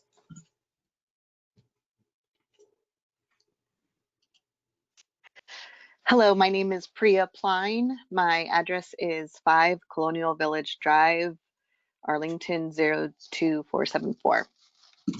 I also work at the Healy School. This is my 4th school year there, and I am currently teaching kindergarten, so I am in this first wave being asked to return to buildings. Since I am at the Healy, I am being asked to return to a different building. So I do have a number of concerns, one of them being the timeline and my assumption, sorry, not just assumption, but it doesn't seem like it is fully thought through or planned. There are a lot of details that are still missing, specifically, as has been touched on already, moving a classroom from a building to another classroom or to another building. The information that I've been given is that the superintendent wants to provide 2 half-days for that transition process, but that takes to set up a classroom and to move a classroom and to get established takes a lot longer than 1 or 2 days.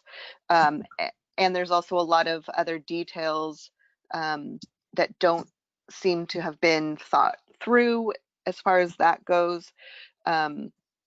But I also want to touch on the inequities that could arise from these are neighborhood schools. Students live within walking distance to the schools that they go to. If they are then being asked in 3 weeks' time to go to a school that is across town, then you are coming up against the inequities of families with a car or families without a car. So then you have busing and you have spacing on the buses. You have increased exposure for families who don't have a car. You might have families who aren't comfortable taking the bus, so they're staying home, so they weren't going to school. I have a lot of concerns about the possible inequities, and I think if we were being asked to return in 3 weeks' time to our own buildings, it would make more sense, but the whole idea of moving to another building adds so much more to be thought through and adds a lot of anxiety for families, students, teachers, and all staff. I yield my time. Thank you for your comments. And last tonight is Ann Berkowitz.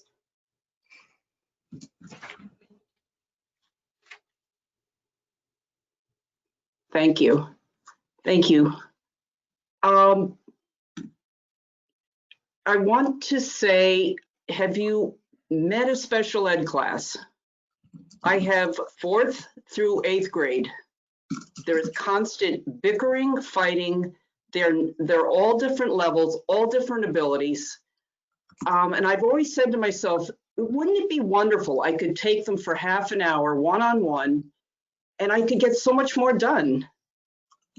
Come this pandemic, there has been a calm and a peaceful existence in my class. It starts at 8 in the morning, ends at 2:30. We are online for a class meeting all together, and then we start immediately breaking into small groups for reading, math, science, social studies. They are getting more incredible one-on-one help. They're thriving. They're really doing well. To move them across the city, there's going to be so much more chaos. What is the rush? It's a pandemic. Please, I wish you could take this class by class, case by case.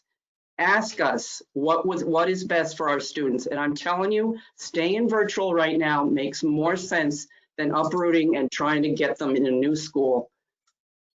And that's really, and I'm not alone. We've got a lot of different special ed classes at Kenny that's going to be displaced.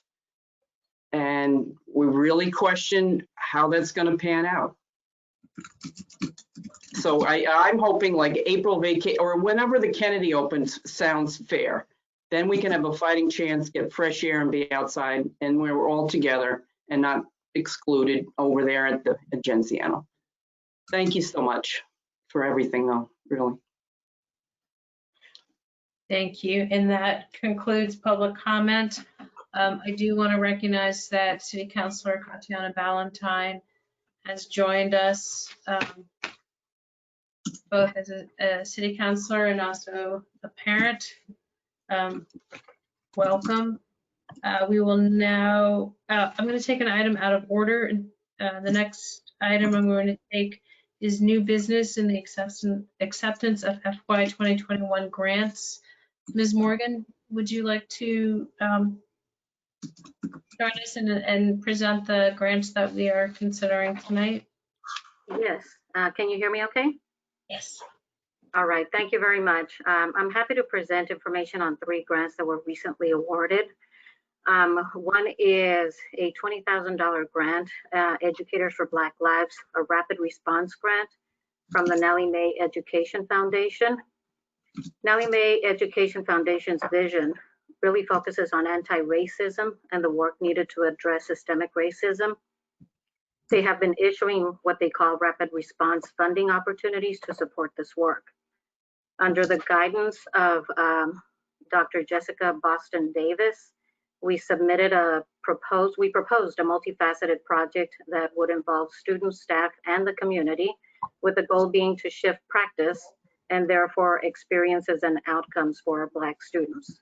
The work proposed under this grant would include participation in conferences offered by organizations whose work focuses on equity and social justice.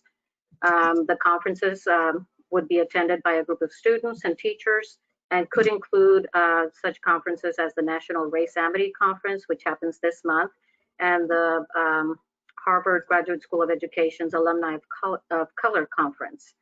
Those are just 2 under consideration. In addition to that, we would also fund consultants to provide professional development on critical consciousness and to facilitate community conversations about race. Additional professional development on social justice is also part of the work that would happen under this particular grant project. A second grant that we recently were awarded is a teacher diversification grant from the Department of Elementary and Secondary Education. to support educator diversification efforts in the district. This is the third year of funding that we have been awarded this grant, and I believe it is the final year that DESE will be offering this funding opportunity. Part of our work over the last couple of years has been to strengthen recruitment and retention efforts. We've been working with a partner, TNTP, to develop a list of competencies and interview questions that can be used across the district. We would also use funds to continue to support some of the equity task force work, as we see that work as being critical to our retention efforts. In addition to that, we included some funds to support paraprofessional to teacher pipeline, providing MTEL exams and tuition reimbursement for paraprofessionals. This year, we're also focusing on developing a student pathway into education. Our thinking is that we would spend the fall developing the pathway plan, working with existing clubs and other partner organizations to develop awareness of the program and to design the program in a way that meets students' interests and needs. And finally, we also received a $75,519 federal Perkins grant from the Department of Elementary and Secondary Education. This is an annual allocation grant that supports our existing career and technical education programs. We would use the funds to support professional development, purchase software to support specific CTE programs. Part of the funding would also support a co-op coordinator that would help facilitate beyond the classroom learning experiences, as well as stipends to support students' participation in the Skills USA program. I'm happy to take any questions that you might have. Thank you. Can I get a motion, please, on the acceptance of these 3 grants? So moved. This is Emily. Seconded, Sarah. There's a motion by Dr. Ackman, seconded by Dr. Phillips. Are there any questions for Ms. Morgan on these 3 grants? Can I get a roll call vote, please, Ms. Santiago? Yes, Eleanor Barish, Yes. Andre Green, Yes. Laura Patone, Yes. Alana Krepshin, Yes. Sarah Phillips, Yes. Matt McLaughlin, Yes. Joe Cardatoni, Yes. Emily Ackman, Yes. Carrie Normand, Yes. motion carries. Thank you, and I'd like to thank Ms. Morgan for presenting these grants to us tonight, but also for her tireless work on securing funds for all kinds of important work, in particular, our work on diversifying our staff, but also I'm thrilled to hear the student to teacher pipeline, which is good for students, but also is a long-term way of looking at diversifying our teaching staff. So thank you for all of that, Ms. Morgan. We are Thank you, now. Chair Norman, and members of the school committee. Thank you. Going back to item number 5, report of the superintendent, Mr. Mazza, and is Mr. Curley still on the call, and does he have something to present too? Yes, we thought it was important through you, Madam Chair. We thought it was important to have Dr. Curley just present, where we are with COVID testing. I know we had some information from the mayor during his presentation and the city members as well, but it's important for Dr. Curley, who is heavily involved in this work, to give us a summary. So Dr. Curley. Thanks, everyone. Hopefully my kids will accommodate. They're still up. It's become the school committee ritual here.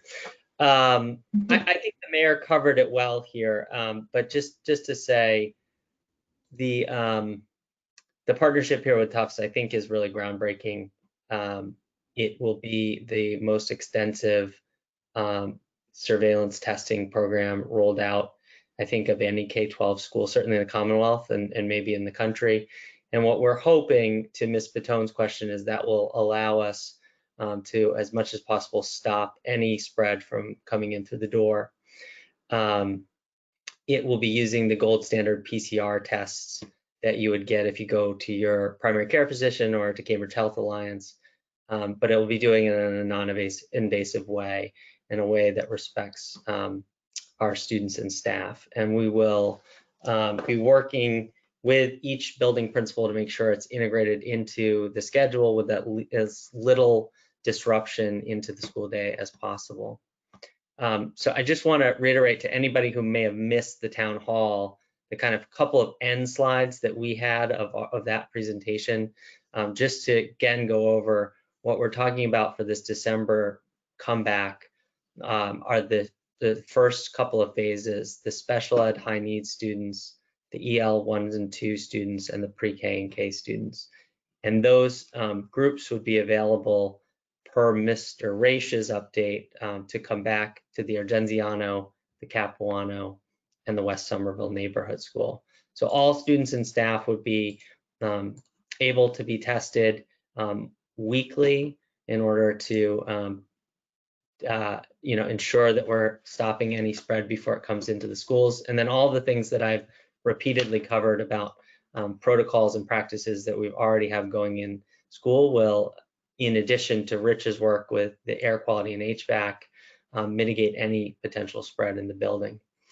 So I just wanted to cover that briefly. Thank you, Chair Normand and Mr. Mazza. But for anyone who missed the town hall, those slides are now online. The full video of that is online, and we will continue to be offering updates as we have them, and especially on the other buildings that will follow after those first 3.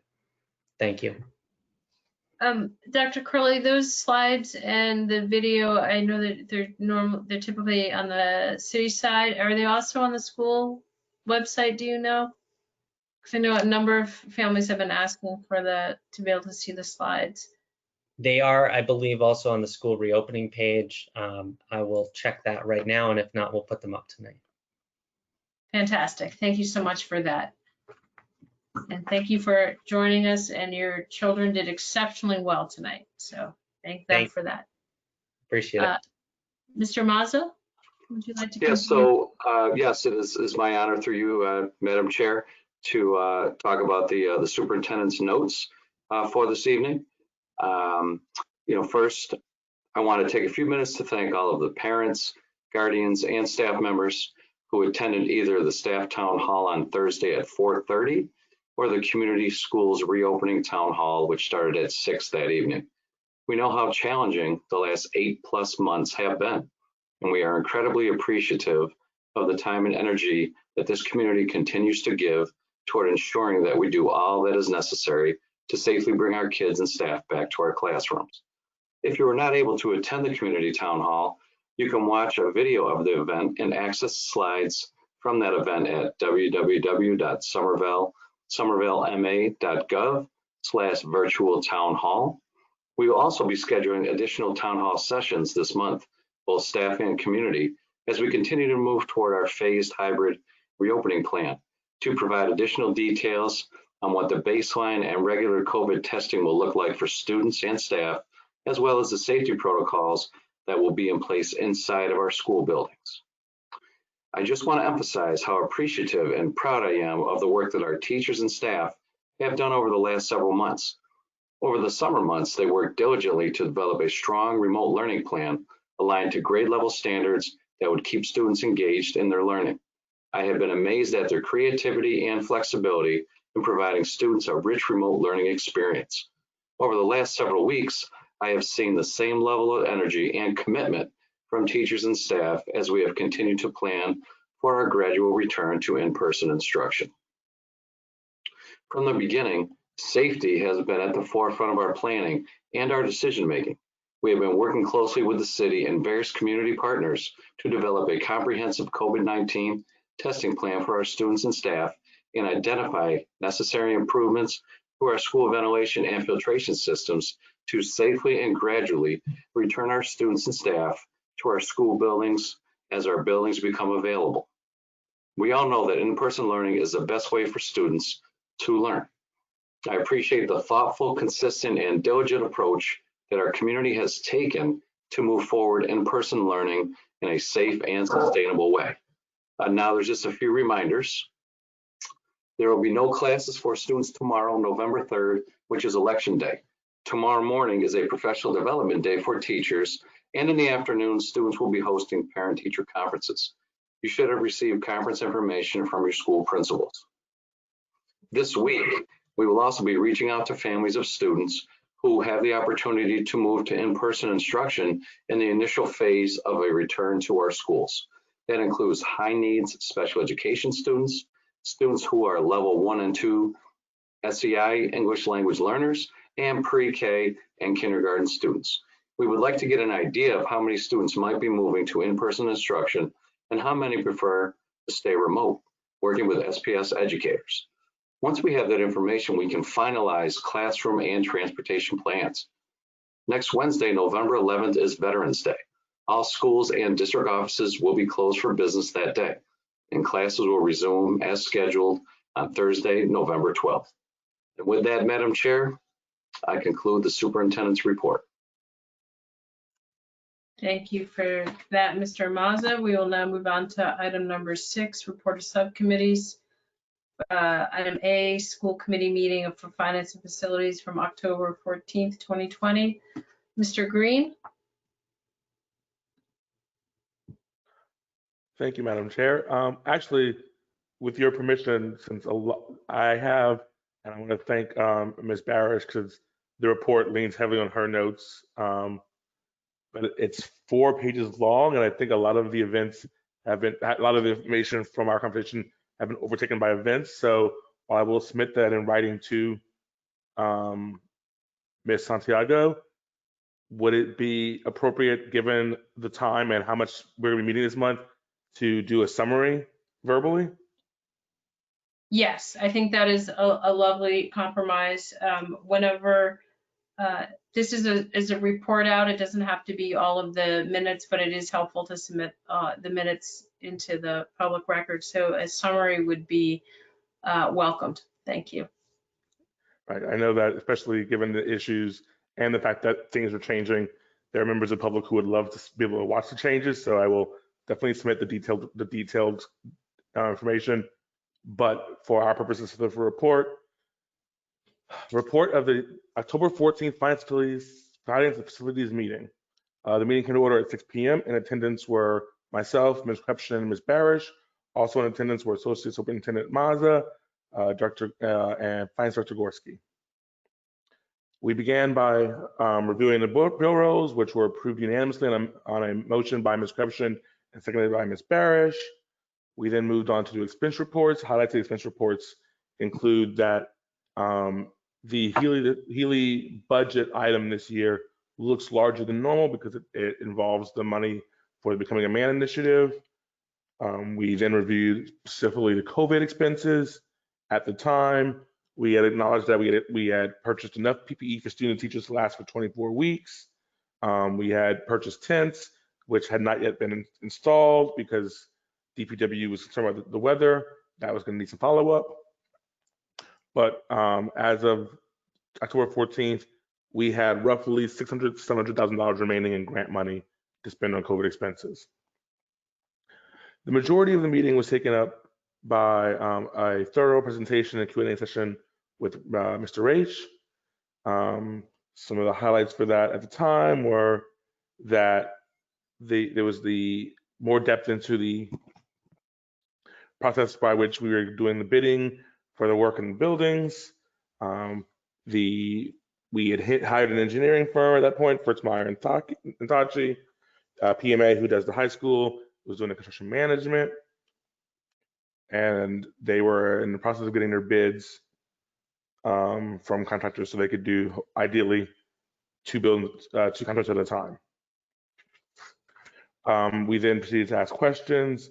Some of those questions included, how was the status of the Brown School building? This was the first time that the city acknowledged that people would be coming into buildings on a phased basis. They would not all be ready at the same time. And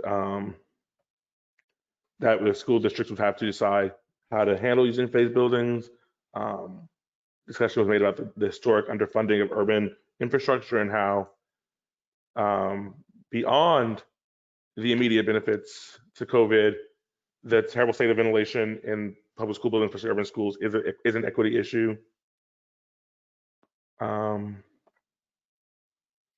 Questions about the status of the mods and the use of the high school, perhaps as not being the new high school, or perhaps not being a new high school. The idea that the quote unquote building report may not actually be a physical document, and the progress of lowering the scores of the buildings. And what does that mean? And a lot of questions about the process of financing this project. Since this meeting, there's been a plan to ask the city council for approval of the finances. And those were the highlights. We then, with a motion by Ms. Barrett, seconded by Ms. Krepston, we adjourned at 7:39 p.m. I first move to accept the bill rolls for the month of September. Second, it's Emily. There is a motion by Mr. Green, seconded by Dr. Ackman to accept the bill rolls. Can I get a roll call vote, please, Ms. Santiago?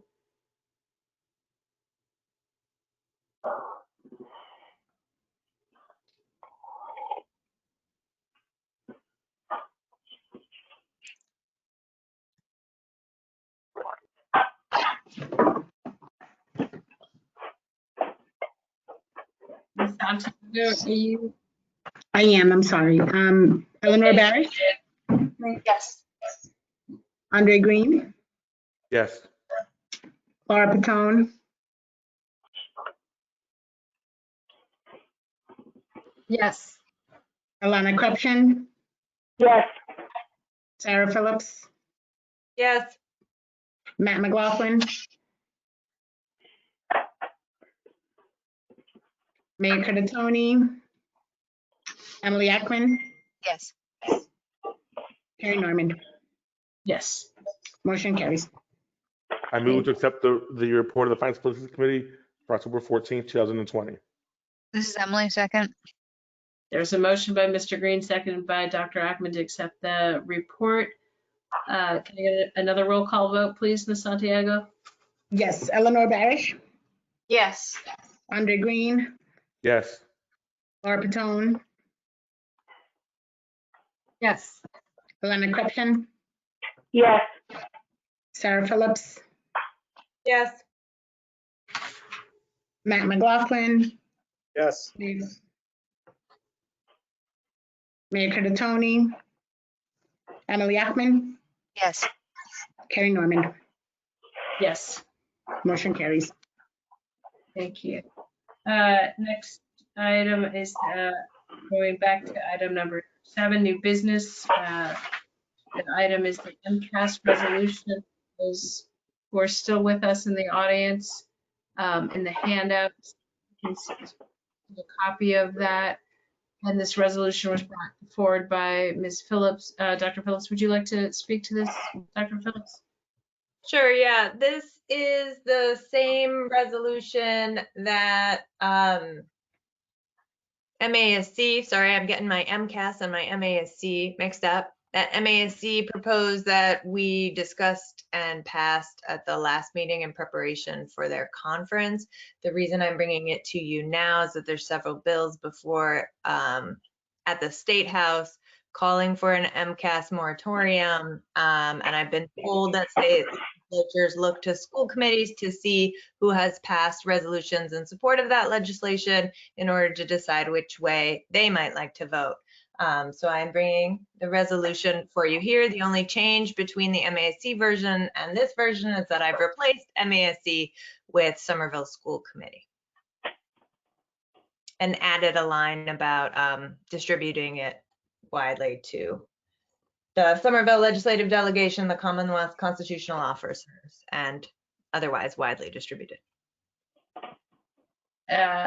Thank you for that. If we could get a motion, a second, and then I will entertain discussion on this resolution. This is Emily. I move to approve the resolution. This is Alana. I second it. There's a motion by Dr. Ackman, seconded by Ms. Krepchin. Any discussion? I see Mr. Green and then Dr. Ackman.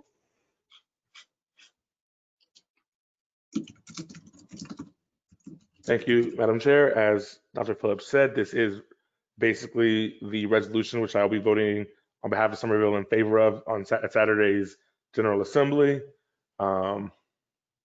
We have, as a body, we have historically supported testing moratoriums. Most recently, in 2016, we voted unanimously to support our own Senator Jalen's proposal for a 3-year moratorium. It has historically been a priority of this committee to work on alternatives to MCAS. We are one of the founding members of the Massachusetts Consortium for Innovative Educational Assessment. And this year especially, we know what the test will show. The test will show that students who have been most disrupted have the most learning loss. We know this. It is true. It is tragic. Spending valuable learning time we don't have on test prep this year more than any year doesn't make sense. Especially when that data is only going to be used to further ostracize and further penalize the urban districts who have already been hardest hit by COVID. If there's ever been a time for us to stand in support of a testing moratorium, it is this year. So I urge us all to vote yes. Thank you for that comment. Dr. Ackman? Thank you, Chair Norman. As always, difficult to follow Mr. Green because he's so eloquent. I'm curious, much more basic question.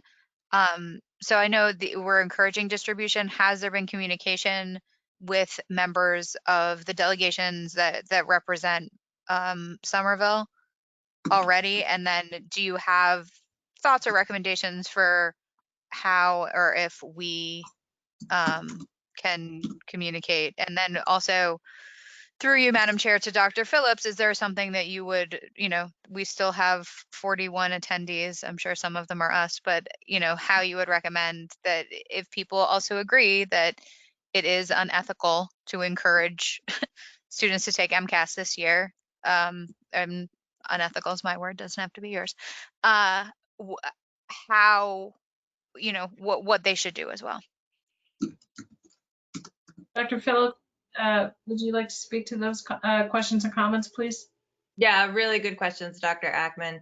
I've been told that our delegation entirely supports the moratoriums that are called for in this resolution, and that really we're just trying to help influence other delegations by showing that there is widespread support for a moratorium. So with that in mind, I think if people in the community want to also share their support for a moratorium, my recommendation, but again, I'm new at this, would be to reach out to the Senate President and the Speaker of the Massachusetts House, as well as write a very stern letter to Commissioner Riley and Secretary Pizer. Much appreciated. Those are all good suggestions. The only two that I would add is I don't know who the chair of the Senate and the House Ed program, you know what I'm trying to say, committees are, and if you have that, Mr. Green.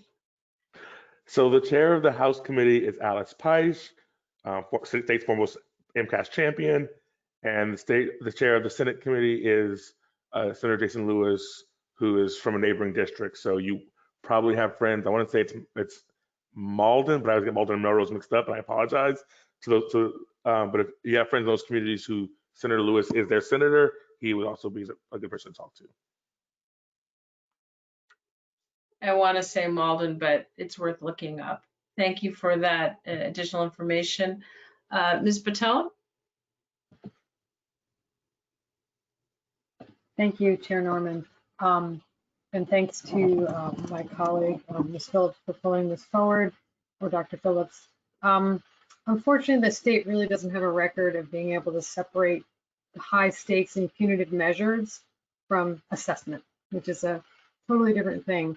I would like to hear from the district just briefly about how they see how they're going to do these assessments to make sure we understand where our students are and how to move forward, because obviously there's always a risk that you lose the understanding of performance and where we are, which again is not in anybody's control right now, but if you could speak to that briefly. Sure, through you, Madam Chair. One of the things that we're doing right now, being all remote, is gathering information on students, where they are. We obviously can't give our normal assessments, like our Fountas and Pinnell and our Dibbles assessments, because they're virtual and it's very difficult to get a sense of where students are. So we're gathering other types of information. But once we get back to in-person learning, we're going to have baseline assessments like we normally would when we have students in front of us. So we will know right then and there what, if any, loss of learning took place from March until now. And then we'll create our strategies of support around the data once we get it. And teachers will collaborate to make sure that students are getting the support that they need to move them forward to the next grade level. It will take a little bit of time, but right now, teachers are getting to know their students through engagement, through conversation, through their written work that they are submitting, and through their general output, which is different than when you have students sitting in front of you. But we are creating plans right now of what those assessments look like as students start to phase back into in-person learning. So that way we can get them figure out exactly where they are and then move with supports to move them forward. Thank you. You're welcome. Mr. Green, did you have an additional comment or question? No, actually, it was about Dr. Phillips' advice, and I think we're covered. So. Okay. Is there any other discussion on this resolution? Given that it is essentially something that we have already voted on and unanimously approved, unless I hear any objection, I'm going to waive the second reading and just call for a vote now. Is there any objection to going to a vote and waiving the second reading?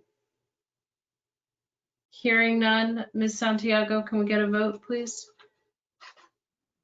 Yes. Eleanor Barish. Yes. Andre Green. Yes. Laura Patone. Yes. Alana Crepshin. Yes. Sarah Phillips. Yes. Matt McLaughlin. Yes. Mayor Curtatone, Dr. Ackman. Yes. Carrie Normand. Yes. Motion carries. Thank you, and thank you to Dr. Phillips for bringing that forward. Next item is items from board members. Does anyone have anything tonight? Eleanor Barish? Thank you. Let me just get my camera going here. Okay, thanks. I just wanted to let everyone know that I attended the first meeting of the Memorialization Committee as a representative from school committee this week. And so we'll be meeting again in November to discuss a couple of, sorry, my brain is just like, a couple of things that need to be named in the city. And I just wanted to give folks in the audience and here at school committee the heads up that there is a dedicated email address for the Memorialization Committee. So if you have suggestions for people that we should honor, you can email those to memorial@somervillema.gov. That is it. Thank you for representing us and thank you for that update. Are there any other, Ms. Crepchin and then Mr. Green?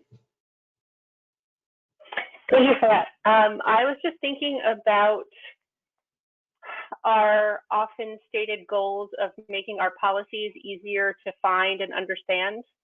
And I was going to volunteer to dive in to do a little research, like looking at some other cities' websites, see how they do it. But before I did that, I didn't want to reinvent the wheel. And so I wasn't sure what sort of the history was on that and if I should dive in to do this and if that makes sense. Thank you for bringing that forward. This seems to be a perennial issue. I cannot remember if it was in the last budget cycle that we were, or it's been a very full year to look into. There's MASC will host the policies. There was some work done on that, and I don't know which one of my colleagues were looking into that. I think it was Ms. Batone. Oh, and there you are. Ms. Batone, would you like to hop in here, please? Sure. To Alana, through you.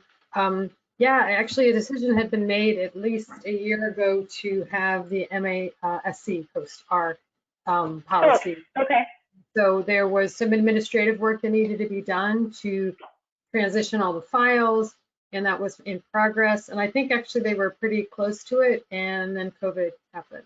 So okay. This is something that we need to check in with administration. I know Mr. Curley was working on it. I doubt he's still on the call. He's got little kids, but I can follow up, or the superintendent's office can follow up and report on it. But that was a decision we made a while ago that we'd like to.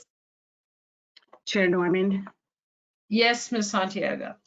So I can actually speak to this a little bit because it's my responsibility, and what Ms. Patone spoke to, that's correct. So we were in the process of getting these ready and onto MASC, and then the pandemic happened. So it's just a matter of getting back on it, which I can do. Thank you, Mr. Cuthbertson, for raising the question. Thank you, Ms. Santiago, for answering it, and for Ms. Patone for offering that bit of history. I just have a quick follow-up just to let Ms. Gretchen know, if that's okay. Is that one of the reasons we chose MASC to host our policies is not only will it be easier for our constituents and community members to access the policies, but they'll also be able to be accessed by all other districts. So when you do a search on MASC, other districts and other school committees will be able to benefit from our policies. So just as a purpose why we chose that. Thanks. Thank you. Dr. Ackman, you had a question? Yes, as the chair of the Rules Subcommittee, if Ms. Krepshin has bandwidth, I invite you to go through any of our myriad rules on our website, many of which need updating, and I know that I don't have the bandwidth to do it. So if you have extra time and you want to do something that would serve the committee, feel free to go through, and if you see anything, Ms. Barish has been doing that a little bit. She's already brought something to our attention. And just if you got the time, it would be appreciated. All right. Thank you. Thank you for that. I see that Mr. Green wants to say something, but Mr. McLaughlin, is your comment about the our policies, is it on the subject? It is on the subject, yes, and I'll be very brief. Because thank you for bringing this up. I thought we had a meeting last week, and I turned out I was wrong because I misread the school committee's website, and it's relevant to this because I wondered why, like, the school committees, the school's policies, procedures aren't on the regular City of Somerville website. We use the open meeting portal like a lot of cities do. And it makes an incredibly easy one to find a meeting because the meetings are posted publicly. Everyone knows where to go. You can find the code of ordinance and the city charter with an easy click. So I'm wondering if there's anyone on the city side that could help to make this a little more streamlined so that everybody can get it, including us ignorant school city council presidents. Mr. McLaughlin, is that something that Mr. Long takes care of in the City Hall, It would be, the meetings are going through the clerk's office, but it would probably go through the communications department to talk to them about setting up an actual page. Okay. We will, thank you for that. That is a wonderful direction for us to go in. Mr. Green, did you have an item? I did, but first I wanted to give some context to President McLaughlin's comment. We have in the past had this conversation with the clerk, and his sense is that it's something that they would be happy to do, but bandwidth is an issue. So we would have to figure out how this actually, as a matter of labor, would get done. That may be a matter of something to discuss in next year's budget. My comment was that, actually, and President McLaughlin also serves on this, that I am the school committee's representative to the hiring committee that will be hiring the city's first racial and social justice director, and that committee's been meeting weekly. And we've hired the city hired a recruiting agency that has started to collect resumes and stuff. And as of the meeting we had last Thursday, they just started the process, but there was I felt a distinct dearth of people who had real Somerville connections in a role that's going to be very much about navigating Somerville's very complicated history and present. So this is a statement to everyone who may be still be paying attention, that if you know people who would be a good candidate for the position, encourage them to apply. The job description, the salary and all those things can be found on the city's website. Thank you for representing this body, but also for that encouragement and putting the word out to get people to know about this opportunity and to potentially apply. Are there any other items from board members? Hearing none, Dr. Ackman, are there condolences? There are. I have to find them. I apologize.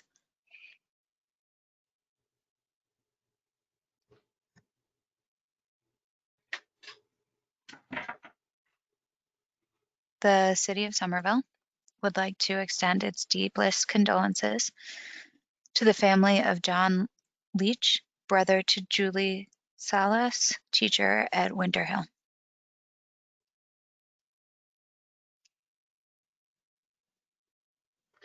We are adjourned. Good night.